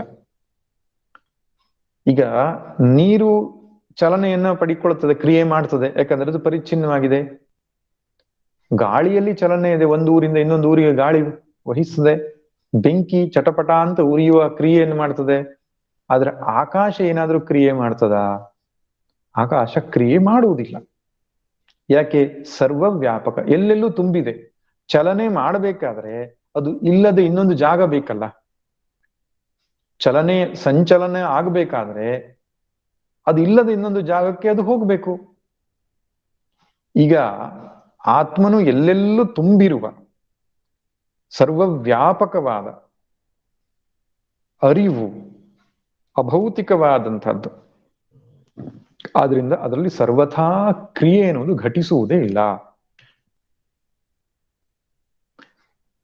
ಲೋವರ್ ಐ ಅಂತ ನಾವೇನು ಕರಿತೇವೆ, ಶರೀರ ಮನಸ್ಸು ಬುದ್ಧಿಗಳು ಸದಾ ಚಲನಾತ್ಮಕವಾಗಿರತಕ್ಕಂಥದ್ದು. ಯಾಕೆ? ಅದು ಪ್ರಕೃತಿಯ ಅಂಶ ಮತ್ತು ಪರಿಚ್ಛಿನ್ನವಾಗಿದೆ. ಇದನ್ನ ನಾವು ಬದಲಾಯಿಸ್ಲಿಕ್ಕೆ ಆಗಲ್ಲ, ಈ ನಿಯಮವನ್ನು. ಇದನ್ನ ನಾವು ಅರ್ಥ ಮಾಡ್ಕೊಳ್ಬೇಕು. ಆತ್ಮನು ಅವಿಕ್ರಿಯನು, ದೇಹ ಮನಸ್ಸು ಬುದ್ಧಿಗಳು ಕ್ರಿಯಾಶೀಲವಾಗಿರತಕ್ಕಂಥದ್ದು, ನಿರಂತರ. ಅದಕ್ಕೆ ಆತ್ಮನಿಗೆ ಕೂಟಸ್ಥ ನಿತ್ಯ ಅಂತ ಕರೆದಿದ್ದಾರೆ. ಕೂಟಸ್ಥ ನಿತ್ಯ. ಕೂಟ ಅಂದ್ರೆ ಈ ಚಿನ್ನ ಬೆಳ್ಳಿ ಮಾಡುವವರು ಕೆಳಗಡೆ ಒಂದು ಗಟ್ಟಿಯಾದಂತಹ ಒಂದು ಕಬ್ಬಿಣದ ತುಂಡನ್ನು ಇಟ್ಕೊಂಡಿರ್ತಾರಂತೆ, ತುಂಬಾ ಬಲಶಾಲಿ ಆದಂಥದ್ದು. ಅದ್ರ ಮೇಲೆ ಕುಟ್ತಾರೆ, ಆಕಾರವನ್ನು ಕೊಡ್ತಾರೆ ಇದಕ್ಕೆ. ಅದು ಇದೆಲ್ಲದಕ್ಕೂ ಆಶ್ರಯ ಕೊಟ್ಟು ತಾನು ಮಾತ್ರ ಬದಲಾವಣೆ ಆಗಲ್ಲ. ಅದಕ್ಕೆ ಆ ರೀತಿ ಇರುವುದಕ್ಕೆ ಕೂಟಸ್ಥ ನಿತ್ಯ ಅಂತ ಹೇಳ್ತಾರೆ. ಹಾಗೆ ಏನೇನೂ ಬದಲಾವಣೆ ಆಗದೆ ಎಲ್ಲದಕ್ಕೂ ಕ್ರಿಯೆಗಳಿಗೂ ಆಶ್ರಯವಾಗಿದ್ದುಕೊಂಡು ತಾನು ಯಾವ ಕ್ರಿಯೆಯನ್ನು ಮಾಡದೇ ಇರತಕ್ಕಂತಹ ವಸ್ತು ಆತ್ಮ. ಶರೀರ ಮನಸ್ಸು ಬುದ್ಧಿಗಳು ಸುಮ್ಮನೆ ಇದ್ದ ಹಾಗೆ ಕಂಡರೂ ಕೂಡ ಸುಪ್ತವಾಗಿ ಕ್ರಿಯೆಯನ್ನ ಮಾಡ್ತಾ ಇರತಕ್ಕಂಥ ಒಂದು ವ್ಯವಸ್ಥೆ. ನೋಡಿ, ಸುಮ್ಮನೆ ಕೂತ್ಕೊಂಡಿದ್ದಾನೆ ಒಬ್ಬ ವ್ಯಕ್ತಿ, ಅದನ್ನ ಏನು ಮಾಡ್ತಾ ಇಲ್ಲ ಅಂತ ಹೇಳಿಕೊಡ್ತು, ಅದರಲ್ಲಿ ಕ್ರಿಯೆ ನಡೀತಾ ಇರ್ತದೆ. ಕಣ್ಣು ನೋಡೋದು, ಕಿವಿ ಕೇಳೋದು, ರಕ್ತ ಪರಿಚಲನೆ, ಶ್ವಾಸ ಉಚ್ಛ್ವಾಸ, ಮನಸ್ಸಲ್ಲಿ ಆಲೋಚನೆ. ಮಲ್ಕೊಂಡಿದ್ದಾನೆ ಅಂದ್ರೂ ಕೂಡ ಪ್ರಾಣದ ವ್ಯವಹಾರ ಅಂತೂ ನಡೀತಾ ಇರ್ತದೆ. ಉಂಡ ಆಹಾರ ಜೀರ್ಣ ಆಗೋ ಕ್ರಿಯೆ ನಡೀತಾ ಇರ್ತದೆ. ಇನ್ನೇನೋ ಶರೀರದ ಮತ್ತು ಮನಸ್ಸಿನಲ್ಲಿಯೂ ಕೂಡ ಸುಪ್ತವಾದಂತಹ ಆಲೋಚನೆಗಳು ಏನು ಸುಷುಪ್ತಿಯಲ್ಲಿ ಇರುತ್ತದೆ. ಸುಷುಪ್ತಿಯಲ್ಲಿ ಅವಿದ್ಯಾ ಕಾಮಕರ್ಮದ ಬೀಜವನ್ನು ಹೊತ್ತುಕೊಂಡೇ ತಾನೇ ಅವನು ಸುಷುಪ್ತಿಗೆ ಹೋಗೋದು. ಆದ್ರಿಂದ ಪೊಟೆನ್ಷಿಯಲ್ ಆಗಿ ಕ್ರಿಯೆ ಎನ್ನುವಂಥದ್ದು ಅವ್ಯಕ್ತವಾಗಿ ಅದು ಇರ್ತದೆ. ಒಬ್ಬ ವ್ಯಕ್ತಿ ಸುಮ್ಮನಿರುವಂತೆ ಕಂಡರೂ ಅಲ್ಲಿ ಕ್ರಿಯೆ ಇರ್ತದೆ. ಆದ್ರೆ ಆತ್ಮನು ಎಂದೆಂದೂ ಕ್ರಿಯೆ ಮಾಡುವವನೇ ಅಲ್ಲ.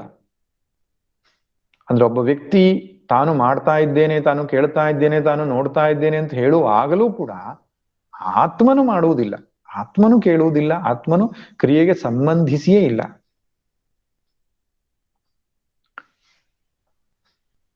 ಒಮ್ಮೊಮ್ಮೆ ಇದಕ್ಕೆ ಒಂದು ದೃಷ್ಟಾಂತವನ್ನು ಕೊಡೋದಾದ್ರೆ, ಕ್ರಿಯೆ ಮಾಡುವಂತಹ ವಸ್ತು ಅಕ್ರಿಯವಾಗಿ ಕಾಣೋದು, ಅಕ್ರಿಯವಾದ ವಸ್ತು ಕ್ರಿಯೆ ಮಾಡುವಂತೆ ಕಾಣುವಂಥದ್ದು. ಇದಕ್ಕೆ ಅನ್ಯೋನ್ಯ ಅಧ್ಯಾಸ ಅಂತ ಹೇಳ್ತಾರೆ. ಶರೀರ ಕ್ರಿಯೆಯನ್ನು ಮಾಡ್ತಾ ಇರ್ತದೆ, ಆದ್ರೆ ಸುಮ್ಮನೆ ಕೂತ್ಕೊಂಡಂತ ವ್ಯಕ್ತಿಗೆ ನೋಡು ಅವನೇನು ಮಾಡ್ತಾ ಇಲ್ಲ ಅಂತ ಹೇಳ್ತೇವೆ ನಾವು. ಆತ್ಮನು ಏನೇನು ಮಾಡುವುದಿಲ್ಲ, ಆದ್ರೆ ಆತ್ಮನಿಗೆ ನಾವೇನ್ ಹೇಳ್ತೇವೆ, ನಾನು ಹೋದೆ ಬಂದೆ ಮಾಡಿದೆ, ತುಂಬಾ ಕೆಲಸಗಳನ್ನು ಮಾಡಿದೆ. ಈ ರೀತಿಯಾಗಿ ಕ್ರಿಯೆಯ ಆರೋಪವನ್ನು ಆತ್ಮನ ಮೇಲೆ ಮಾಡ್ತೇವೆ. ಟ್ರೈನು ಒಂದೂರಿಂದ ಇನ್ನೊಂದು ಊರಿಗೆ ಹೋದಾಗ ಹೋಗುವುದು ಟ್ರೈನು, ಆದ್ರೆ ನಮ್ಮ ಶಬ್ದದ ವ್ಯಾಪಾರ ಹೇಗಿರ್ತದೆ ಹೇಳಿ? ಮಂಗಳೂರು ಬಂತು, ಬೆಂಗಳೂರು ಬಂತು, ಮೈಸೂರು ಬಂತು ಅಂತ ಹೇಳ್ತೇವೆ. ಅದು ಅಲ್ಲೇ ಇರುತ್ತೆ ಸ್ಟೇಷನ್, ಆ ಊರು. ಹೋಗುವುದು ಟ್ರೈನು, ಆದ್ರೆ ನಾವು ಆರೋಪ ಮಾಡೋದು ಯಾವ್ದನ್ನ? ಆ ಊರಿಗೆ ಹತ್ರ ಬಂತು ಅಂತ ಹೇಳ್ತೇವೆ. ನಾವೇ ನಿಂತ್ಕೊಂಡಿದ್ದೇವೆ, ಊರು ನಮ್ಮ ಹತ್ರಕ್ಕೆ ಬಂದು ಹೋಗ್ತಾ ಇದೆ ಅನ್ನೋ ರೀತಿಯಲ್ಲಿ. ಅದು ಹಾಗೆ ಆಗ್ತದೆ. ನಾವು ಟ್ರೈನಲ್ಲಿ ಇರುವಾಗ ಊರು ಓಡ್ದ ಹಾಗೆ ಕಾಣಿಸುತ್ತೆ ನಮಗೆ, ನಾವು ಸ್ಥಿರವಾಗಿರುವಾಗ ಅನ್ಸುತ್ತೆ. ಆದ್ರೂ ಆಗ್ತಾ ಇರೋದೇನು? ನಾವು ಹೋಗ್ತಾ ಇದ್ದೇವೆ, ಜಾಗ ಅನ್ನೋದು ಸ್ಥಿರವಾಗಿದೆ. ಈ ರೀತಿ ವ್ಯವಹಾರದಲ್ಲಿ ತುಂಬಾ ನೋಡ್ತೇವೆ ನಾವು ಈ ಹೊಳೆ ಅಥವಾ ಈ ಮಳೆಗಾಲದ ಸಮಯದಲ್ಲಿ ಕೆಂಪು ನೀರು ಹರಿದುಕೊಂಡು ಹೋಗುತ್ತಲ್ಲ, ಅಂತಹ ನದಿಯ ಪಕ್ಕದಲ್ಲಿ ನಾವು ನಿಂತ್ಕೊಂಡು ಸ್ವಲ್ಪ ಹೊತ್ತು ಆ ನದಿಯ ನೀರನ್ನೇ ಗಮನಿಸ್ತಾ ಇದ್ರೆ ನಾವು ಓಡ್ತಾ ಇದ್ದೇವೆ ಅಂತ ಅನಿಸ್ತಾ ಇರ್ತದೆ, ನದಿ ಸ್ಥಿರವಾಗಿದೆ ಅಂತ ಅನ್ಸ್ಲಿಕ್ಕೆ ಶುರುವಾಗುತ್ತೆ. ಹಾಗೆ ಪೂರ್ಣಿಮೆಯ ಚಂದ್ರ ಆಗಸ್ಟ್ ಅಲ್ಲಿ ನೋಡ್ತೇವೆ, ಮಳೆಗಾಲ ಸಮಯ, ಮೋಡಗಳು ಸಾಕಷ್ಟಿದೆ, ಆ ಮೋಡದ ಮಧ್ಯೆ ಚಂದ್ರ ಕಾಣ್ತಾ ಇದ್ದಾನೆ. ಆ ಚಂದ್ರ ಓಡ್ತಾ ಇದ್ದ ಹಾಗೆ ಕಾಣಿಸುತ್ತೆ ನಮ್ಗೆ. ಆದ್ರೆ ಓಡೋದು ಯಾವುದು? ಮೋಡ. ಮೋಡ ಓಡುವುದನ್ನ ಚಂದ್ರನ ಮೇಲೆ ಆರೋಪ ಮಾಡಿದ್ದೇವೆ. ಅಧ್ಯಾಸ ಅಂತ ಒಂದರ ಗುಣವನ್ನ ಇನ್ನೊಂದರ ಮೇಲೆ ಆರೋಪ ಮಾಡುದು, ಕ್ರಿಯೆಯ ಅಧ್ಯಾಸ ಮಾಡಿದ್ದೇವೆ ನಾವು. ಓಡುವ ಮೋಡದ ಕ್ರಿಯೆಯನ್ನ ಚಂದ್ರನ ಮೇಲೆ ಆರೋಪ ಮಾಡಿ ಚಂದ್ರ ಓಡ್ತಾ ಇದ್ದೇನೆ ಅಂತ ಹೇಳ್ತೇವೆ. ಹೀಗೆ ತುಂಬಾ ನಡೆಯುತ್ತೆ. ಈಗ ನೋಡಿ, ಭೂಮಿ ಚಲಿಸ್ತಾ ಇದೆ, ನಾವೇನ್ ಹೇಳ್ತೇವೆ? ಚಲಿಸ್ತಾ ಇಲ್ಲ ಭೂಮಿ ಅಂತ ಹೇಳ್ತೇವೆ. ಸೂರ್ಯನು ಚಲಿಸ್ತಾ ಇದ್ದಾನೆ, ನಾವು ಸೂರ್ಯನು ಕೂಡ ಅವನ ಗ್ಯಾಲಕ್ಸಿ, ದೊಡ್ಡ ಸೂರ್ಯದ ಸುಂದು ಚಲಿಸ್ತಾ ಇದ್ದಾನಂತ ಅವನು. ಭೂಮಿ 1,000 ಮೈಲ್ ಪರ್ ಅವರ್, 1 ಗಂಟೆಗೆ 1,000 ಮೈಲಿಯಷ್ಟು ವೇಗವಾಗಿ ತನ್ನ ಅಕ್ಷದ ಸುತ್ತಲೂ ಸುತ್ತಾ ಇದೆಯಂತೆ. ಇನ್ನು 60,000 ಮೈಲಿಯಷ್ಟು ವೇಗವಾಗಿ ಸೂರ್ಯನ ಸುತ್ತಲೂ ಸುತ್ತಾ ಇದೆಯಂತೆ. ಅಕ್ಷದ ಸುತ್ತಲೂ ಅದು ಸುತ್ತೋದ್ರಿಂದ ನಮ್ಗೆ 24 ಗಂಟೆಯಲ್ಲಿ ಹಗಲು ರಾತ್ರಿ ಆಗ್ತಕ್ಕಂಥದ್ದು. 1,000 ಮೈಲಿಯಷ್ಟು ವೇಗ ತನ್ನ ಸುತ್ತಲೂ ಸುತ್ತಕೊಳ್ತಾ ಇದೆ. 60,000 ಮೈಲಿಯಷ್ಟು ವೇಗವಾಗಿ ಸೂರ್ಯನ ಸುತ್ತಲೂ ಸುತ್ತಾ ಇದೆ ಅದು. ಅದರಿಂದ 1 ವರ್ಷ ಆಗೋದು ನಮಗೆ. ಈ ರೀತಿ ಇಷ್ಟು ವೇಗವಾಗಿ ಭೂಮಿ ಚಲಿಸ್ತಾ ಇದ್ರು ಕೂಡ ನಮಗೆ ಅನ್ನಿಸ್ತಾ ಇದೆಯಾ ಭೂಮಿ ಚಲಿಸ್ತಾ ಇದೆ ಅಂತ? ಇಲ್ಲ, ನಾವು ಚಲಿಸ್ತಾ ಇದ್ದೇವೆ, ವಾಸ್ತವವಾಗಿ ನಾವು ಸ್ಥಿರವಾಗಿದ್ದೇವೆ ಅಂತ ಅನಿಸ್ತಾ ಇದೆ. ಹಾಗೆ ಗ್ರಹಗಳು, ನಕ್ಷತ್ರಗಳೆಲ್ಲ ತಿರುಗ್ತಾ ಇರ್ತವೆ. ಅದಕ್ಕೆ ನಮ್ಮ ಪೂಜ್ಯ ಸ್ವಾಮೀಜಿಯವರು ಹೇಳ್ತಾ ಇದ್ರು, ಚಂದ್ರ ತಿರುಗ್ತಾನೆ, ಸೂರ್ಯ ತಿರುಗ್ತಾನೆ, ರಾಹು ತಿರುಗ್ತಾನೆ, ಶನಿ ತಿರುಗ್ತಾನೆ, ಇಷ್ಟೆಲ್ಲ ತಿರುವಾಗ ಇವನ್ ತಲೆ ತಿರುಗೋದು ದೊಡ್ಡ ವಿಷಯ ಅಲ್ಲ ಅಂತ. ಹಾಗೆ ಎಲ್ಲವೂ ಚಲನಾತ್ಮಕವಾಗಿದೆ ಈ ಸೃಷ್ಟಿಯಲ್ಲಿ. ಈವನ್ ನೀವು ಆಟಮ್ ಅನ್ನ ನೋಡಿದ್ರೆ, ಒಂದು ಪರಮಾಣುವನ್ನು ತೆಗೆದು ನೋಡಿದ್ರೆ, ಸಬ್ ಅಟಮಿಕ್ ಪಾರ್ಟಿಕಲ್ ಅಂತ ಹೇಳ್ತಾರೆ. ನ್ಯೂಟ್ರಾನ್, ಪ್ರೋಟಾನ್, ಇಲೆಕ್ಟ್ರಾನ್ಸ್ ಅಂತ ಕರೀತಾರೆ. ಆ ನ್ಯೂಟ್ರಾನ್ ಮತ್ತು ಪ್ರೋಟಾನ್ ಅನ್ನುವಂಥದ್ದು ಆ ಮಧ್ಯಭಾಗದಲ್ಲಿ ಇರ್ತದೆ. ಇಲೆಕ್ಟ್ರಾನ್ ಅದನ್ನ ಸುತ್ತುವರಿಸ್ತಾ ಇರ್ತದೆ. ಪ್ರತಿಯೊಂದು ವಸ್ತುವಿನ ಒಳಗಡೆಗೂ ಕೂಡ ಅಣು ಅಂತ ನಾವೇನ್ ಕರಿತೇವೆ, ಪ್ರತಿಯೊಂದು ವಸ್ತುವನ್ನು ಒಡೆದಾಗ ಅಣು ಸಿಗುತ್ತೆ. ಆ ಅಣು ಒಳಗಡೆ ಚಲನಾತ್ಮಕವಾಗಿರ್ತದೆ. ಒಂದು ಮೈಕ್ರೋ ಇಂದ ಹಿಡಿದು ಮ್ಯಾಕ್ರೋ ತನಕ, ಸೂಕ್ಷ್ಮದಿಂದ ಹಿಡಿದು ಸ್ಥೂಲ ತನಕ ಪ್ರತಿಯೊಂದು ವಸ್ತುವು ಕೂಡ ಚಲನಾತ್ಮಕವಾಗಿಯೇ ಇದೆ ಸೃಷ್ಟಿಯಲ್ಲಿ. ಹೀಗಿರುವುದರಿಂದ ಶರೀರ, ಮನಸ್ಸು, ಬುದ್ಧಿಗಳು ಚಲನಾತ್ಮಕವಾಗಿ ಇರ್ಲಿಕ್ಕೆ ಬೇಕದು. ಯಾಕೆ? ಪ್ರಕೃತಿಯ ಒಂದು ಭಾಗವಾಗಿರುವುದರಿಂದ. ಆದ್ರಿಂದ ನಾನು ಶರೀರ, ಮನಸ್ಸು, ಬುದ್ಧಿಗಳನ್ನ ನಿಲ್ಲಿಸಿಬಿಟ್ಟು ಶಾಂತಿಯನ್ನ ಪಡಿತೇನೆ, ಅರ್ಥಾತ್ ಏನೂ ಕೆಲಸ ಮಾಡದೇನೆ ಶಾಂತಿಯನ್ನು ಪಡಿತೇನೆ ಅಂತ ಯಾವನಾದ್ರೂ ಹೊರಟ್ರೆ ಅದು ಸಾಧ್ಯವಾಗದ ಮಾತು. ಆ ಕೆಲಸ ಅನ್ನುವಂಥದ್ದು ಮುಗಿಯುವುದಿಲ್ಲ. ಇಲ್ಲ, ಆಶ್ರಮಕ್ಕೆ ಸೇರ್ಕೊಂಡ್ರೆ ಕೆಲಸ ಮಾಡೋದು ಕಡಿಮೆ ಆಗಲ್ವಾ? ಆಶ್ರಮಕ್ಕೆ ಸೇರಿದ್ರೆ ಸ್ವಲ್ಪ ಜಾಸ್ತಿ ಆಗ್ಬೋದು. ಅವರು ಸ್ವಾಮಿ ಪರಮಾರ್ಥನಜಿ ಹೇಳ್ತಿರ್ತಾರೆ, ಕೆಲವೊಂದು ಆಶ್ರಮಗಳಲ್ಲಿ, ಹೃಷಿಕೇಶ ಹರಿದ್ವಾರಗಳಲ್ಲೆಲ್ಲ ಅಲ್ಲಿರ್ತಕ್ಕಂಥ ಸ್ವಾಮಿಗಳಿಗೆ ಬೇರೆ ಬೇರೆ ಡ್ಯೂಟಿ ಅಂತೆ. ಆಫೀಸ್ ಕೆಲಸ ಮಾಡುವ ಡ್ಯೂಟಿ, ಪೋಸ್ಟ್ ಆಫೀಸಿಗೆ ಹೋಗುವರು ಡ್ಯೂಟಿ, ಮೇನ್ ಸ್ವಾಮೀಜಿಗೆ ಟ್ರೈನ್ ಬುಕ್ ಮಾಡೋದು, ಫ್ಲೈಟ್ ಬುಕ್ ಮಾಡೋ ಡ್ಯೂಟಿ, ಕಿಚನ್ ಡಿಪಾರ್ಟ್ಮೆಂಟ್ ಡ್ಯೂಟಿ, ಹಾಗೆ ಬೇರೆ ಬೇರೆ ಬೇರೆ ಬೇರೆ ಡ್ಯೂಟಿಗಳು. ಅದು ಹೆಂಗ್ ಸಿಲೆಕ್ಟ್ ಮಾಡ್ತಾರೆ? ಅವನು ಪೂರ್ವಾಶ್ರಮದಲ್ಲಿದ್ದಾಗ ಯಾವ ಡ್ಯೂಟಿ ಮಾಡ್ತಿದ್ನೋ ಅದೇ ಸೇವೆಯನ್ನು ಕೊಡ್ತಾರೆ. ಯಾಕೆ ಕೊಡ್ತಾರೆ ಅಂದ್ರೆ ಅವನು ವಾಸನೆ ಕ್ಷಯಿಸಲಿ, ಕರ್ಮಯೋಗ ಆಗಲಿ ಅನ್ನೋ ಕಾರಣದಿಂದ. ಪಾಪ ಇವನು ಕೆಲಸ ಮಾಡಿ ಮಾಡಿ ಸುಸ್ತಾಗಿ ಆರಾಮಾಗಿರ್ಲಿಕ್ಕಂತ ಹೋಗೋದು. ಯಾವ ಆಶ್ರಮದಲ್ಲಿ ಇಟ್ಕೊಳ್ತಾರೆ ಆರಾಮಾಗಿ? ಸೇವೆ ಅನ್ನೋದು ಅನಿವಾರ್ಯ. ಸರಿ, ಸೇವೆ ಮಾಡೋದು ಬೇಡಪ್ಪ, ನೀನ್ ಸುಮ್ಮನೆ ಕೂತ್ಕೊ ಅಂತ ಹೇಳಿದ್ರು ಒಳಗಡೆಗೆ ಸುಮ್ಮನೆ ಕೂತ್ಕೊಳ್ಳಿಕ್ಕೆ ಆಗ್ತದ? ಖಂಡಿತ ಸಾಧ್ಯ ಇಲ್ಲ. ಮನಸ್ಸು ಎಲ್ಲಿಯ ತನಕ ತನ್ನ ಸ್ವರೂಪದಲ್ಲಿ ನೆಲೆ ಇಲ್ವೋ ಅಲ್ಲಿ ತನಕ ಕರ್ಮ ಮಾಡೋದೇ ಅದು. ಸುಷುಪ್ತಿಯಲ್ಲಿ ತಾತ್ಕಾಲಿಕವಾಗಿ ಪ್ರಶಾಂತವಾದಂತೆ ಕಂಡರೂ ಕೂಡ ಬೆಳಿಗ್ಗೆ ಎದ್ದ ತಕ್ಷಣ ಮತ್ತೆ ಕರ್ಮವನ್ನು ಶುರು ಮಾಡುತ್ತೆ. ನಿದ್ದೆಗೆ ಹೋಗುವ ಮುಂಚೆ ಏನು ಆಲೋಚನೆ ಇಟ್ಟುಕೊಂಡು ಹೊರಟಿದ್ನೋ ಅದೇ ಮತ್ತೆ ಎಚ್ಚರ ಆದ್ಮೇಲೆ ಜಾಗೃತವಾಗ್ತದೆ. ಇಲ್ಲ ಸಮಾಧಿಗೆ ಹೋಗಿ ನಾನು ಸುಮ್ಮನೆ ಇರ್ತೇನೆ ಅಂದ್ರೆ ಸಮಾಧಿಗೆ ಹೋಗುವ ಮುಂಚೆ ಏನು ಆಲೋಚನೆ ಇತ್ತೋ ಹೊರಗೆ ಬಂದ್ಮೇಲೆ ಮತ್ತೆ ಎಲ್ಲಿಂದ ಶುರುವಾಗ್ತದೆ.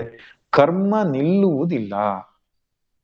ಆದ್ರಿಂದ ಕರ್ಮ ನಿಂತ ಮೇಲೆ ಅಧ್ಯಾತ್ಮ ಸಾಧನೆ ಅಂತ ಯಾರಾದ್ರೂ ಹೊರಟ್ರೆ ಅದು ತೆರೆ ಇಳಿದ ಮೇಲೆ ನಾನು ಸ್ನಾನ ಮಾಡ್ತೇನೆ ಅಂತ ಸಮುದ್ರಕ್ಕೆ ಹೋದಾಗೆ ಆಗ್ತದೆ. ಕರ್ಮವೆಲ್ಲವೂ ಅಳಿದು ಮುಗಿದು ಮತ್ತೆ ನಾನು ಧ್ಯಾನಕ್ಕೆ ಹೋಗ್ತೇನೆ, ಅದು ಸಾಧ್ಯವಾಗದ ಮಾತು. ಹಾಗಾದ್ರೆ ಏನ್ ಮಾಡಬೇಕು? ಕರ್ಮದ ಮಧ್ಯದಲ್ಲಿಯೇ ನಾವು ಅಕರ್ಮವನ್ನು ನೋಡುವುದನ್ನು ಕಲಿಬೇಕು. ಯಾಕೆ? ಈಗಲೇ ನಾವು ಎಲ್ಲರೂ ಕೂಡ ಕರ್ಮರಹಿತವಾದ ಸ್ಥಿತಿಯನ್ನು ಪಡೆದಿದ್ದೇವೆ.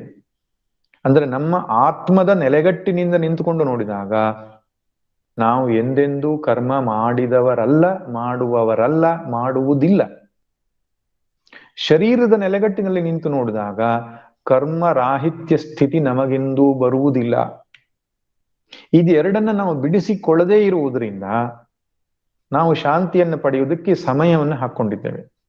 ಮಕ್ಕಳು ತಮ್ಮ ಕಾಲ ಮೇಲೆ ನಿಂತುಕೊಂಡ ಮೇಲೆ, ಅವರಿಗೆ ಮದುವೆ ಆದ ಮೇಲೆ, ಎಲ್ಲ ಜವಾಬ್ದಾರಿ ಮುಗಿದ ಮೇಲೆ ಆಮೇಲೆ ಶಾಂತಿ ಪಡಿತೇನೆ ಅಲ್ಲ. ಶಾಂತಿ ಈವಾಗಲೇ ಇದೆ. ಎಲ್ಲಿದೆ? ನಮ್ಮೆಲ್ಲರ ಸ್ವರೂಪವಾಗಿದೆ. ಶರೀರ ಮನಸ್ಸು ಬುದ್ಧಿಗಳ ತಾದಾತ್ಮ್ಯವನ್ನ ಬಿಟ್ಟು ಏತಮನ್ನಮಯಮಾತ್ಮಾನಮುಪಸಂಕ್ರಮ್ಯ ಏತಂ ಪ್ರಾಣಮಯಮಾತ್ಮಾನಮುಪಸಂಕ್ರಮ್ಯ ಏತಂ ಮನೋಮಯಮಾತ್ಮಾನಮುಪಸಂಕ್ರಮ್ಯ ಏತಂ ವಿಜ್ಞಾನಮಯಮಾತ್ಮಾನಮುಪಸಂಕ್ರಮ್ಯ ಏತಮಾನಂದಮಯಮಾತ್ಮಾನಮುಪಸಂಕ್ರಮ್ಯ. ಈ ಪಂಚಕೋಶಗಳು ಅಥವಾ ಶರೀರತ್ರಯಗಳು ಏನಿದೆಯೋ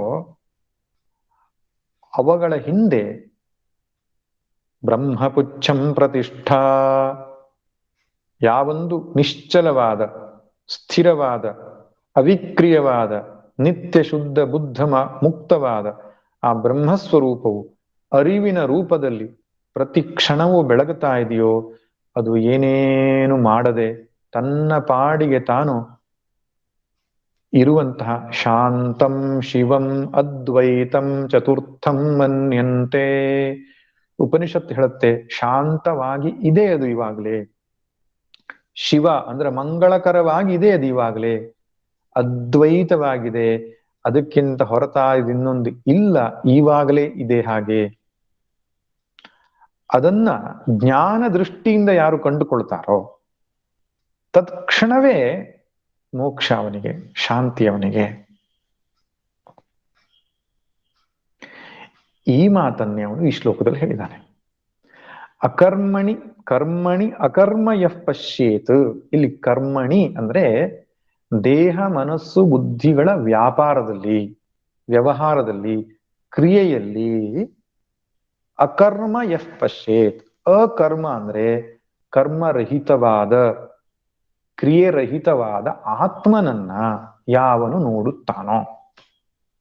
ಶರೀರ ಮನಸ್ಸು ಬುದ್ಧಿಗಳಲ್ಲಿ ಕೆಲಸ ನಡೆಯುತ್ತಿರುವಾಗ ಕೆಲಸ ಮಾಡದಿರುವ ಸಾಕ್ಷಿ ಚೈತನ್ಯವಾದ ಆತ್ಮನನ್ನು ಕಂಡುಕೊಳ್ಳುತ್ತಾನೋ ಅಂದ್ರೆ ಅರ್ಥ, ಒಬ್ಬ ಜ್ಞಾನಿಯಾದವನು ನಾನು ಹೋದೆ ಬಂದೆ ಮಾಡಿದೆ ನೋಡಿ ಎಲ್ಲ ಕ್ರಿಯಾತ್ಮಕವಾದಂತಹ ವಾಕ್ಯಗಳನ್ನು ಹೇಳ್ತಾ ಇರುವಾಗಲೂ ನಾನು ಮಾಡುವವನಲ್ಲ ಎಂಬಂತ ನಿಶ್ಚಯ ಒಳಗಡೆಗಿರ್ತದೆ ಅವನಿಗೆ. ಅದಕ್ಕೊಂದು ಉದಾಹರಣೆ ಕೊಡಬೇಕು ಅಂದ್ರೆ, ಸೂರ್ಯೋದಯ ಆಯ್ತು, ಸೂರ್ಯಾಸ್ತ ಆಯ್ತು, ನಾನು ಅರ್ಘ್ಯ ಕೊಟ್ಟೆ, ನಾನು ಸೂರ್ಯಾಸ್ತದ ಸಮಯದಲ್ಲಿ ಧ್ಯಾನ ಮಾಡ್ತೇನೆ, ಹೀಗೆಲ್ಲ ಹೇಳುವಾಗಲೂ ಒಬ್ಬ ವಿಜ್ಞಾನದ ವಿದ್ಯಾರ್ಥಿ ಆಗಿದ್ರೆ, ಅಥವಾ ನಮ್ಗೆಲ್ರಿಗೂ ಗೊತ್ತಿರೋ ವಿಷಯವೇ ಏನು, ಸೂರ್ಯೋದಯ ಸೂರ್ಯಾಸ್ತ ಆಗುವುದೇ ಇಲ್ಲ ಅಂತ. ಭೂಮಿ ಸೂರ್ಯನ ಸುತ್ತಲೂ ತಿರುಗ್ತಾ ಇರೋದ್ರಿಂದ ಸೂರ್ಯ ಮುಳುಗದ ಹಾಗೆ ಹುಟ್ಟಿದ ಹಾಗೆ ನಮ್ಗೆ ಕಾಣೋದು. ಸೂರ್ಯೋದಯ ಸೂರ್ಯಾಸ್ತ ಆಗ್ಲೇ ಇಲ್ಲ. ಆದ್ರೂ ನಾವು ಪ್ರಯೋಗ ಮಾಡ್ತೇವೆ, ಸೂರ್ಯೋದಯ ಸೂರ್ಯಾಸ್ತ ಆಯ್ತು, ಕಾವ್ಯಗಳನ್ನೆಲ್ಲ ಬರಿತೇವೆ, ಆಗುಂಬೆಯ ಸೂರ್ಯಾಸ್ತ, ಏನು ಸೂರ್ಯೋದಯ ಮುಂತಾದ ಕನ್ಯಾಕುಮಾರಿಯ ಸೂರ್ಯಾಸ್ತ ಅಂತೆಲ್ಲ ಬರಿತೇವೆ ನಾವು. ಹೀಗಿರುವಾಗ ಮನಸ್ಸಲ್ಲಿ ಏನಿದೆ ನಮಗೆ, ಸೂರ್ಯೋದಯವೂ ಆಗಲ್ಲ, ಸೂರ್ಯಾಸ್ತವೂ ಆಗಲ್ಲ, ಸೂರ್ಯ ಸ್ಥಿರವಾಗಿದ್ದಾನೆ.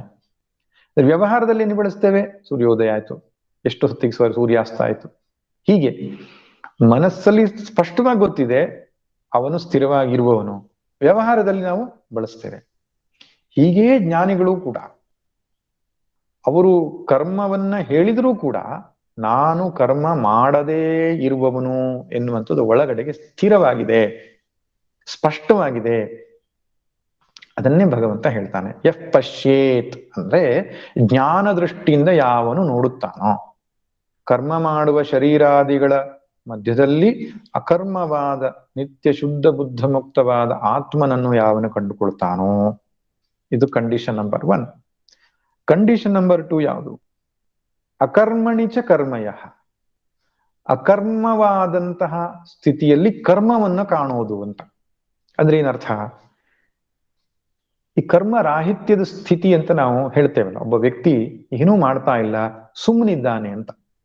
ಈ ಅಕರ್ಮದ ಸ್ಥಿತಿಗೆ ಇನ್ನೊಂದು ಶಬ್ದ ಸುಮ್ಮನಿರುವ ಸ್ಥಿತಿ. ತುಂಬಾ ಸುಮ್ಮನಿದ್ದಾನೆ, ಏನೂ ಮಾಡ್ತಾ ಇಲ್ಲ ಅಂತ ಹೇಳುವಾಗ ಅವನ ಒಳಗಡೆಗೆ ಕರ್ಮ ನಡೀತಾ ಇರ್ತದೆ ಎಂಬುದನ್ನ ಕಾಣಬೇಕು. ಒಬ್ಬನು ಜ್ಞಾನಿಯಾದವನು ಕರ್ಮ ಮಾಡ್ತಾ ಇದ್ರೂ ಅವನಲ್ಲಿ ಕರ್ಮ ಆಗ್ತಾ ಇಲ್ಲ ಅನ್ನೋದನ್ನು ಕಂಡುಕೊಳ್ಬೇಕು. ಅಜ್ಞಾನಿಯಾದವನು ಸುಮ್ಮನಿದ್ದರೂ ಕರ್ಮ ಮಾಡ್ತಾ ಇರ್ತಾನೆ ಎನ್ನುವುದನ್ನು ಕಂಡುಕೊಳ್ಬೇಕು. ಅರ್ಥಾತ್ ಶರೀರ ಮನಸ್ಸು ಬುದ್ಧಿಗಳು ಕರ್ಮದಿಂದ ಲಿಪ್ತವಾಗಿದೆ, ಅದರಿಂದ ಹೊರಗೆ ಬರ್ಲಿಕ್ಕೆ ಸಾಧ್ಯವೇ ಇಲ್ಲ. ಶರೀರ ಮನಸ್ಸು ಬುದ್ಧಿಗಳನ್ನ ನಾವು ಗಟ್ಟಿಯಾಗಿ ಹಿಡ್ಕೊಂಡು ಮಾತ್ರಕ್ಕೆ ಕರ್ಮ ಬಂಧನ ಕಳಚಲಿಲ್ವಲ್ಲ. ಆದ್ರಿಂದ ಅಜ್ಞಾನಿಯು ಸುಮ್ಮನಿರುವುದು ಕರ್ಮವೇ, ಜ್ಞಾನಿ ಮಾಡುವ ಕೆಲಸವು ಅಕರ್ಮವೇ. ಇದು ಯಾವಾಗ ಗೊತ್ತಾಗ್ತದೆ, ಆತ್ಮಾನಾತ್ಮ ವಿವೇಕವನ್ನ ಸ್ಪಷ್ಟವಾಗಿ ಮಾಡಿದ ಮೇಲೆ, ಆತ್ಮನು ಅಕ್ರಿಯನೂ ಎಂಬುದು ನಿಶ್ಚಯವಾಗಿ, ಶರೀರಾದಿಗಳು ಕ್ರಿಯವಂತವಾಗಿವೆ, ಕ್ರಿಯಾಶೀಲವಾಗಿವೆ ಎಂಬುದನ್ನ ಬಿಡಿಸಿಕೊಂಡಾಗ, ಆತ್ಮನ ನೆಲೆಗಟ್ಟಿನಲ್ಲಿಯೇ ಸ್ಥಿರವಾಗಿ ಉಳಿದುಕೊಂಡಾಗ ಈ ಪ್ರಜ್ಞೆ ಬರ್ತದೆ. ಅವನನ್ನ ಬುದ್ಧಿವಂತ ಅಂತ ಕರೆದಿದ್ದಾನೆ ಭಗವಂತ. ಭಗವಂತ ಯಾವುದಾದ್ರೂ ಬಿರುದು ಕೊಟ್ಟ ಅಂದ್ರೆ ಸುಮ್ಮನೆ ಕೊಡೋದಿಲ್ಲ, ಅದರ ಹಿಂದೆ ಬಹಳ ಗಹನವಾದ ಸಂಗತಿ ಇರುತ್ತೆ. ಇದಕ್ಕೆ ಒಂದು ದೃಷ್ಟಾಂತವನ್ನ ಕೊಡ್ತಾರಲ್ಲ, ವ್ಯಾಸರು ಉಂಡರೂ ಉಪವಾಸಿ, ಕೃಷ್ಣನು ಬಳಸಿದರೂ ಬ್ರಹ್ಮಚಾರಿ ಅಂತ ಒಂದು ಕಥೆ ಹೇಳ್ತಾರಲ್ಲ. ಯಮುನಾ ನದಿಯ ಈ ಕಡೆಯ ಭಾಗದಲ್ಲಿ ವ್ಯಾಸರಿದ್ದರಂತೆ, ಆ ಕಡೆಯ ಭಾಗದಲ್ಲಿ ಕೃಷ್ಣನಿದ್ದನಂತೆ. ಗೋಪಿಕಾಸ್ತ್ರೀಯರು ಕೃಷ್ಣನ ದರ್ಶನಕ್ಕೆ ಅಂತ ಹೋಗುವಾಗ ಯಮುನೆ ಉಕ್ಕಿ ಹರಿಯತಂತೆ. ಆಗ ವ್ಯಾಸರ ಬಳಿಯಲ್ಲಿ ಕೃಷ್ಣ ದರ್ಶನಕ್ಕೆ ಹೊರಟಿದ್ದೇವೆ, ಆ ನಮಗೆ ಯಮುನೆ ದಾರಿ ಕೊಡ್ತಾ ಇಲ್ಲ ಅಂತ ಹೇಳಿದಾಗ ಅವರು ಕೊಟ್ಟಂತ ಪ್ರಸಾದಗಳನ್ನೆಲ್ಲ ಚೆನ್ನಾಗಿ ಸ್ವೀಕರಿಸಿದ ವ್ಯಾಸರು ಹೇಳಿದ್ರಂತೆ, ವೇದವ್ಯಾಸರು ಉಪವಾಸ ಇರೋದು ಹೌದಾದ್ರೆ ಯಮುನೆ ದಾರಿ ಕೊಡ್ಲಿ ಅಂತ ಕೇಳಿ ಅಂತ. ಗೋಪಿಕಾಸ್ತ್ರೀಯರಿಗೆ ಆಶ್ಚರ್ಯ, ಯಾಕೆ, ಈಗ ತಾನೇ ಕಣ್ಣು ಮುಂದೆ ಸಾಕಷ್ಟು ತಿಂದಿದ್ದಾರೆ ಅವರು, ಅವ್ರು ಉಪವಾಸ ಇರೋದು ಹೌದಾದ್ರೆ ಅದು ಹೆಂಗ್ ದಾರಿ ಕೊಡ್ಲಿಕ್ಕೆ ಸಾಧ್ಯ, ಆದ್ರೂ ದೊಡ್ಡವರಿಗೆ ಪ್ರಶ್ನೆ ಕೇಳಬಾರದು ಅಂತ ಹೋಗಿ ಕೇಳಿದ್ರೆ ಯಮುನೆ ದಾರಿ ಕೊಟ್ಲಂತೆ. ಆಶ್ಚರ್ಯವಾಯ್ತು ಅವರಿಗೆ. ಮತ್ತೆ ಕೃಷ್ಣನಲ್ಲಿಗೆ ಹೋಗಿ ಮತ್ತೆ ಎಲ್ಲ ಅವನಿಗೆ ಮಾತಾಡ್ಕೊಂಡು ಹಿಂತಿರುಗಿ ಮತ್ತೆ ಯಮುನೆ ಉಕ್ಕಿ ಹರಿತಾಳೆ. ಕೃಷ್ಣನ ಹತ್ರ ಹೋಗಿ ಕೇಳಾಗ ಹೇಳ್ದಾನಂತೆ, ಕೃಷ್ಣನು ನಿತ್ಯ ಬ್ರಹ್ಮಚಾರಿಯಾಗಿರುವುದು ಹೌದಾದ್ರೆ ಯಮುನೆ ದಾರಿ ಕೊಡ್ಲಿ ಅಂತ ಕೇಳ್ಕೊಳ್ಳಿ ಅಂತ.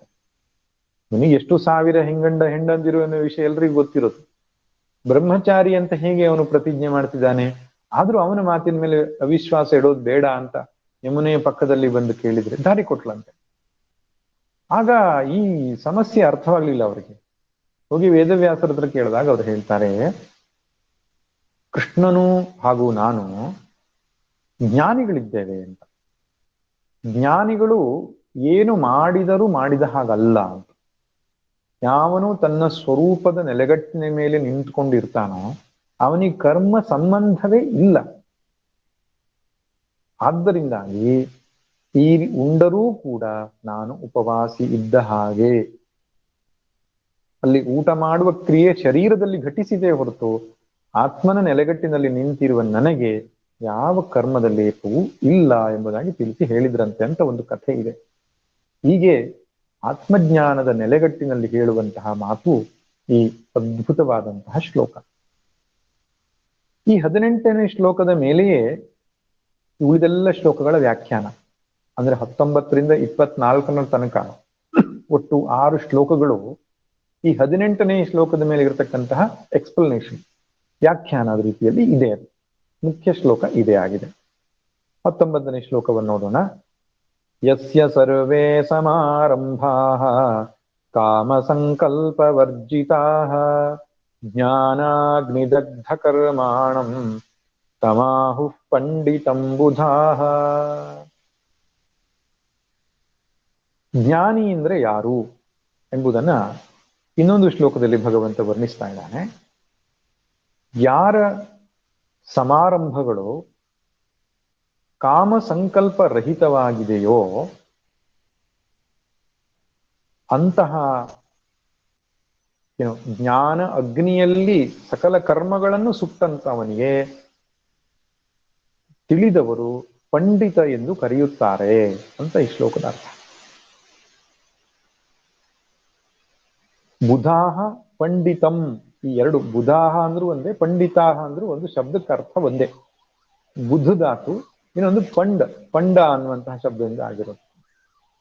ಪಂಡಿತಾಹ ಅಂದ್ರೆ ಪಂಡಾಹ ಯಸ್ಯ ಅಸ್ತಿ ಸ ಪಂಡಿತ, ಯಾವನಿಗೆ ಪಂಡ ಇದೆಯೋನು ಪಂಡಿತ ಅಂತ. ಪಂಡ ಎನ್ನುವ ಶಬ್ದಕ್ಕೆ ಆತ್ಮಾನಾತ್ಮ ವಿವೇಕ ಅಂತ.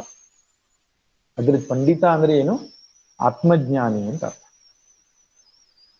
ಅವನನ್ನ ಆತ್ಮಜ್ಞಾನಿ ಅಂತ ಯಾರು ಕರೀತಾರೆ? ಬುಧರು ಕರೀತಾರೆ. ಬುಧ ಅನ್ನುವ ಶಬ್ದಕ್ಕೆ ಅರ್ಥನು ಜ್ಞಾನಿಗಳು ಅಂತ. ಒಬ್ಬ ಜ್ಞಾನಿಯನ್ನ ಇನ್ನೊಬ್ಬ ಜ್ಞಾನಿಯೇ ಗುರುತಿಸಬೇಕು. ಅಜ್ಞಾನಿಗೆ ಜ್ಞಾನಿ ಗೊತ್ತಾಗಲ್ಲ. ಸಂಸ್ಕೃತದಲ್ಲಿ ಒಂದು ಸುಭಾಷಿತ ಕೂಡ ಇದೆಯಲ್ಲ, ತಿಳಿದವನನ್ನ ತಿಳಿದವನೇ ಗುರುತಿಸಬೇಕು ಅಂತ.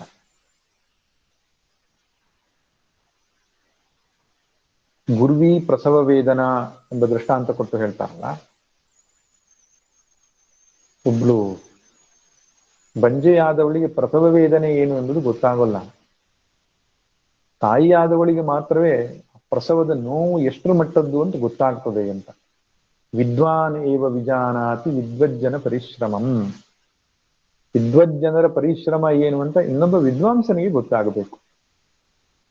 ಹಾಗೆ ಇನ್ನೊಬ್ಬ ಆತ್ಮಜ್ಞಾನಿ ಅಂತ ಕರೆಯೋದು ಇನ್ನೊಬ್ಬ ಜ್ಞಾನಿ ಸಾಧ್ಯ. ಇನ್ನೊಬ್ಬ ಜ್ಞಾನಿ ಯಾವ ರೀತಿ ಲಕ್ಷಣಗಳನ್ನು ಉಳ್ಳವನನ್ನ ಕರಿತಾನೆ ಅಂದ್ರೆ, ಮೊದಲನೇದು ಹೇಳ್ತಾನೆ ಭಗವಂತ, ಎಲ್ಲ ಸಮಾರಂಭಗಳು ಕಾಮ ಸಂಕಲ್ಪ ರಹಿತವಾಗಿರಬೇಕು. ಅಂದ್ರೆ ಕಾಮ ಸಂಕಲ್ಪ ಇಲ್ಲದ ಸಮಾರಂಭ ಮಾಡ್ತಾನೆ ಜ್ಞಾನಿ ಅಂತ ಅರ್ಥವಾ? ಕನ್ನಡದಲ್ಲಿ ಸಮಾರಂಭ ಅಂದ್ರೆ ಫಂಕ್ಷನ್ ಅಂತ ನಾವು ಹೇಳ್ತೇವಲ್ಲ, ಮದುವೆ ಸಮಾರಂಭ, ಉಪನಯನ ಸಮಾರಂಭ.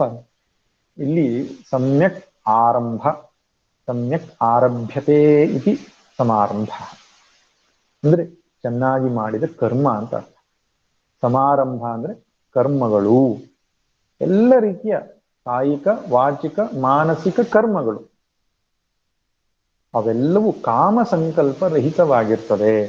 ಯಾರ ಜೀವನದಲ್ಲಿ? ಒಬ್ಬ ಜ್ಞಾನಿಯ ಜೀವನದಲ್ಲಿ.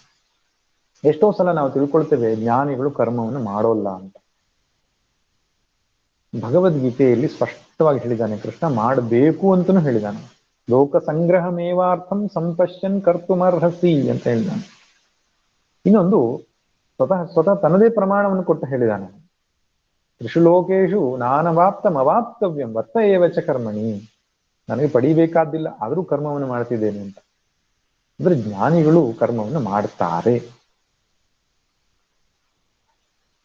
ಮಾಡ್ಲೇಬೇಕೆನ್ನುವ ಆಗ್ರಹ ಇಲ್ಲ, ಆದ್ರೂ ಮಾಡ್ತಾರೆ. ಯಾಕೆಂದ್ರೆ ಈ ಜಗತ್ತೆಲ್ಲವೂ ತಾನೇ ಅಂತಕ್ಕಂಥ ಭಾವ, ಒಂದು ಅನುಕಂಪ, ಅವ್ಯಾಜ ಕರುಣಾ ಮೂರ್ತಿ ಅಹೇತುಕ ದಯಾ ಸಿಂಧು ಅಂತ ಕರೀತಾರೆ.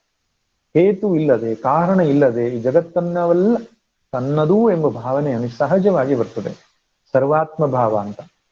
ಅದಕ್ಕೆ ತಾನು ಏನು ಮಾಡುವುದರಿಂದ ಈ ಮನುಕುಲದ ಉದ್ಧಾರ ಸಾಧ್ಯ, ಈ ಜೀವರಾಶಿಗಳಿಗೆ ಉದ್ಧಾರ ಆಗ್ತದೆ, ಅದು ಸಹಜವಾಗಿ ಹೃದಯ ದ್ರವಿತವಾಗಿ ಶಿಲೆಯೆಲ್ಲ ಯೋಗಿಯದೆ ಮಂಕುತಿಮ್ಮ ಅಂತ ಡಿ.ವಿ.ಜಿ ಹೇಳ್ತಾರಲ್ಲ, ಒಬ್ಬ ಜ್ಞಾನಿಯ ಎದೆ ಶಿಲೆ ಅಲ್ಲ, ಅದು ಕಠೋರ ಮಾಡಿಕೊಂಡು ಅಡವಿಯಲ್ಲಿ ಕೂತ್ಕೊಳ್ಳಿಕ್ಕೆ. ಅದು ಜನರ ಉದ್ಧಾರಕ್ಕಾಗಿ, ಕಲ್ಯಾಣಕ್ಕಾಗಿ ದ್ರವಿತವಾದಂತಹ ಒಂದು ಭಾವ ಇರ್ತದೆ. ಆದ್ದರಿಂದ ಜ್ಞಾನಿಯು ಕರ್ಮವನ್ನ ಮಾಡ್ತಾನೆ. ಏನು ವ್ಯತ್ಯಾಸ ಅಂದ್ರೆ ಕಾಮ ಸಂಕಲ್ಪ ರಹಿತವಾದ ಕರ್ಮ. ಕಾಮ ಅಂದ್ರೆ ಬಯಕೆ, ಸಂಕಲ್ಪ ಅಂದ್ರೆ ಆ ಬಯಕೆಗೆ ಮೂಲವಾದಂತಹ ಇಚ್ಛೆ. ಮಹಾಭಾರತದಲ್ಲಿ ಒಂದು ಶ್ಲೋಕ ಬರ್ತದೆ, ಹೇ ಕಾಮವೇ, ನಿನ್ನ ಮೂಲವನ್ನು ನಾನು ಬಲ್ಲೆ, ನೀನು ಸಂಕಲ್ಪದಿಂದ ಹುಟ್ಟುತ್ತೀಯ, ಸಂಕಲ್ಪವನ್ನೇ ತೆಗೆದು ಹಾಕಿದರೆ ನಿನಗೆ ಅಸ್ತಿತ್ವ ಇಲ್ಲ ಅಂತ ಒಂದು ಶ್ಲೋಕ ಇದೆ. ಸಂಕಲ್ಪ ಮತ್ತು ಕಾಮ ಎಂಬ ಶಬ್ದಕ್ಕೆ ಅರ್ಥ ಏನು? ಏನೋ ಒಂದನ್ನು ಮಾಡಬೇಕು ಅಥವಾ ಪಡೀಬೇಕು ಅಂತ ಒಂದು ಆಲೋಚನೆ ಹುಟ್ಟುತ್ತದಲ್ಲ, ಸಂಕಲ್ಪ ಅಂತ ಹೇಳ್ತಾರೆ. ಅದನ್ನೇ ಪದೇ ಪದೇ ಪದೇ ಮನಸ್ಸಲ್ಲಿ ಹೊರಳಾಡಿಸ್ತಾ ಇದ್ರೆ, ಅದು ನನಗೆ ಬೇಕು, ಅದು ನನಗೆ ಬೇಕು, ಅದು ನನಗೆ ಬೇಕು ಅಂತ ತೀವ್ರವಾಗಿ ಬಂದ್ರೆ ಅದಕ್ಕೆ ಕಾಮ ಅಂತ ಹೇಳ್ತಾರೆ. ಕಾಮ ಹುಟ್ಟುವುದು ಸಂಕಲ್ಪದಿಂದ. ಒಂದು ವೃತ್ತಿ ಬರ್ತದೆ, ಹೊರಟೋಗ್ತದೆ, ಅದು ಕಾಮ ಅಲ್ಲ. ಏನೋ ಆಲೋಚನೆಗಳು ಸಾವಿರ ಮನಸ್ಸಲ್ಲಿ ಬರ್ತದೆ, ಆ ಮನಸ್ಸಿಗೆ ಆಲೋಚನೆಗಳು ಬಂದ ತಕ್ಷಣ ಕಾಮ ಅಂತ ಹೇಳಲಿಕ್ಕಾಗಲ್ಲ. ಪದೇ ಪದೇ ಅದೇ ಅಪೇಕ್ಷೆಯನ್ನು ಹೊರಳಾಡಿಸ್ತಾ ಇದ್ರೆ ಕಾಮನೆ, ಬಯಕೆ ಅಂತ ಹೇಳ್ತಾರೆ. ಅದು ಹುಟ್ಟೋದು ಮೂಲ ಸಂಕಲ್ಪದಿಂದ. ಆರಂಭದ ಒಂದು ವೃತ್ತಿ ಎರಡಾಗಿ, ಮೂರಾಗಿ, ನೂರಾಗಿ ಅದು ಪ್ರಕಟಗೊಂಡರೆ ಕಾಮವಾಗ್ತದೆ. ಪ್ರತಿಯೊಬ್ಬ ಅಜ್ಞಾನಿ ವ್ಯಕ್ತಿಯು ಕೂಡ ಕರ್ಮ ಮಾಡುವಾಗ ಕಾಮ ಸಂಕಲ್ಪ ಇರ್ತದೆ.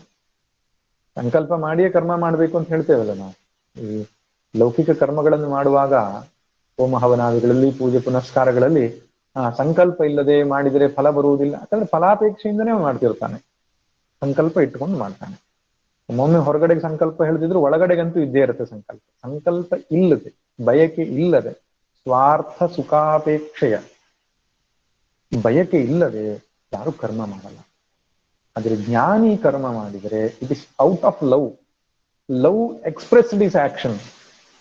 ಅಜ್ಞಾನಿ ಹಾಗಲ್ಲ, ಸುಖಕ್ಕಾಗಿ ಕರ್ಮ ಮಾಡ್ತಾನೆ, ಪ್ರೀತಿಗಾಗಿ ಕರ್ಮ ಮಾಡ್ತಾನೆ. ಇವನು ಪ್ರೀತಿಯಿಂದ ಸುಖದಿಂದ ಕರ್ಮ ಮಾಡ್ತಾನೆ. ಇದು ವ್ಯತ್ಯಾಸ. ಮತ್ತೊಂದು, ಆ ಜ್ಞಾನಿಯ ಕರ್ಮಗಳೆಲ್ಲವೂ ಜ್ಞಾನ ಎನ್ನುವ ಅಗ್ನಿಯಲ್ಲಿ ಸುಟ್ಟು ಭಸ್ಮವಾಗಿದೆ ಅಂತ ಹೇಳ್ತಿದ್ದಾರೆ. ಹಿಂದಿನ ಕೆಲವು ಶ್ಲೋಕಗಳಿಂದ ಜ್ಞಾನ ತಪಸ್ಸು ಎಂಬುದನ್ನು ಬಳಸಿದ್ದಾರೆ. ಇಲ್ಲಿ ಜ್ಞಾನವನ್ನು ಅಗ್ನಿಗೆ ಹೋಲಿಸಿದ್ದಾನೆ. ಜ್ಞಾನಾಗ್ನಿ ದಗ್ಧ ಕರ್ಮಾಣಂ ತಮಾಹು ಪಂಡಿತಂ ಬುಧ. ಜ್ಞಾನಾಗ್ನಿಯಲ್ಲಿ ಅವನ ಕರ್ಮಗಳೆಲ್ಲ ಸುಟ್ಟು ಹೋಗಿದೆ. ಜ್ಞಾನಾಗ್ನಿಯಲ್ಲಿ ಕರ್ಮ ಸುಡುವುದು ಎಂಬಂತಹ ಮಾತು ಏನರ್ಥ ಎಂಬುದನ್ನ ನಾವು ಮುಂದಿನ ತರಗತಿಯಲ್ಲಿ ನೋಡೋಣ. ಸರ್ವೇ ಭವಂತು ಸುಖಿನಃ, ಸರ್ವೇ ಸಂತು ನಿರಾಮಯಾಃ, ಸರ್ವೇ ಭದ್ರಾಣಿ ಪಶ್ಯಂತು ಮಾ ಕಶ್ಚಿತ್ ದುಃಖ ಭಾಗ್ ಭವೇತ್. ಓಂ ಶಾಂತಿ ಶಾಂತಿ ಶಾಂತಿ. ಹರಿ ಓಂ ಶ್ರೀ ಗುರುಭ್ಯೋ ನಮಃ. ಹರಿ ಓಂ. ಹರಿ ಓಂ Swamiji.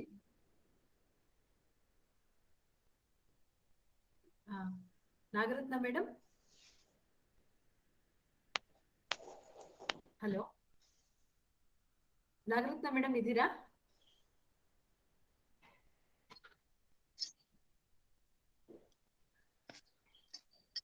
Hello, okay. Nagaratna madam, okay. Swamiji, Nagaratna madam ಅವ್ರು ಮಾತಾಡ್ತೀನಿ ಅಂತ ಹೇಳಿದ್ರು, ಬಟ್ ಇಂದಿನ ಕಾರ್ಯಕ್ರಮ ಬಹಳ ಚೆನ್ನಾಗಿ ಮೂಡಿ ಬಂತು ಸ್ವಾಮೀಜಿ. ಎಲ್ಲರ ಪರವಾಗಿ ಧನ್ಯವಾದಗಳನ್ನ. ನಾಗರತ್ನ ಮೇಡಮ್ ಇದ್ದಾರೆ. ಹೌದಾ madam? Okay okay. Nagaratna, Nagaratna,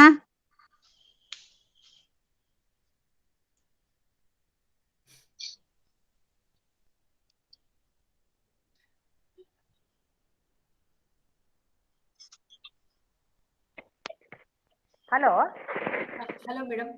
ಅಲ್ಲಿ ಮಾತಾಡ್ತೀನಿ. ಓಕೆ ಪೂಜ್ಯ ಸ್ವಾಮೀಜಿಯವರಿಗೆ ಪ್ರಣಾಮಗಳು. ಇವತ್ತು ಸ್ವಲ್ಪ ಬೇರೆ ಫೋನಲ್ಲಿ ಇದ್ದೀನಿ ನಾನು, ಹಾಗಾಗಿ ಸರ್ ಹೋಗ್ತಿಲ್ಲ ನನಗೆ. ಇಂದಿನ ಉಪನ್ಯಾಸದಲ್ಲಿ ಗುರುಗಳು ಆತ್ಮನು ಎಂದೆಂದೂ ಕ್ರಿಯೆ ಮಾಡುವವನಲ್ಲ, ಕ್ರಿಯೆಗೂ ಆತ್ಮನಿಗೂ ಸಂಬಂಧವಿಲ್ಲ, ಶರೀರ ಮನಸ್ಸು ಬುದ್ಧಿ ಚಲನಾಶೀಲವಾಗಿರ್ತವೆ. ಜ್ಞಾನಿಗಳು ಕರ್ಮವನ್ನು ಹೇಳಿದರೂ ನಾನು ಕರ್ಮವನ್ನು ಮಾಡದಿರುವವನು ಎಂಬ ಸ್ಪಷ್ಟತೆಯನ್ನು ಹೊಂದಿರುತ್ತಾರೆ. ಇದು ಕರ್ಮದಲ್ಲಿ ಅಕರ್ಮವನ್ನು ನೋಡುವುದು. ಹೀಗೆಯೇ ಜ್ಞಾನಿಗಳು ಅಕರ್ಮವನ್ನು ಕರ್ಮದಲ್ಲಿ ನೋಡುತ್ತಾರೆ ಎಂಬುದನ್ನು ವಿಶದವಾಗಿ ವಿವರಿಸಿದ್ದಾರೆ. ಜ್ಞಾನಿಯ ಕರ್ಮಗಳೆಲ್ಲವೂ ಜ್ಞಾನರೂಪಿ ಅಗ್ನಿಯಿಂದ ಸುಟ್ಟು ಹೋಗಿರುತ್ತವೆ ಎಂಬುದನ್ನು ವಿವರವಾಗಿ ವರ್ಣಿಸಿದ್ದಾರೆ. ಸ್ವಾಮೀಜಿಯವರಿಗೆ ಪ್ರಣಾಮಗಳು. ಹರಿ ಓಂ ಸ್ವಾಮೀಜಿ.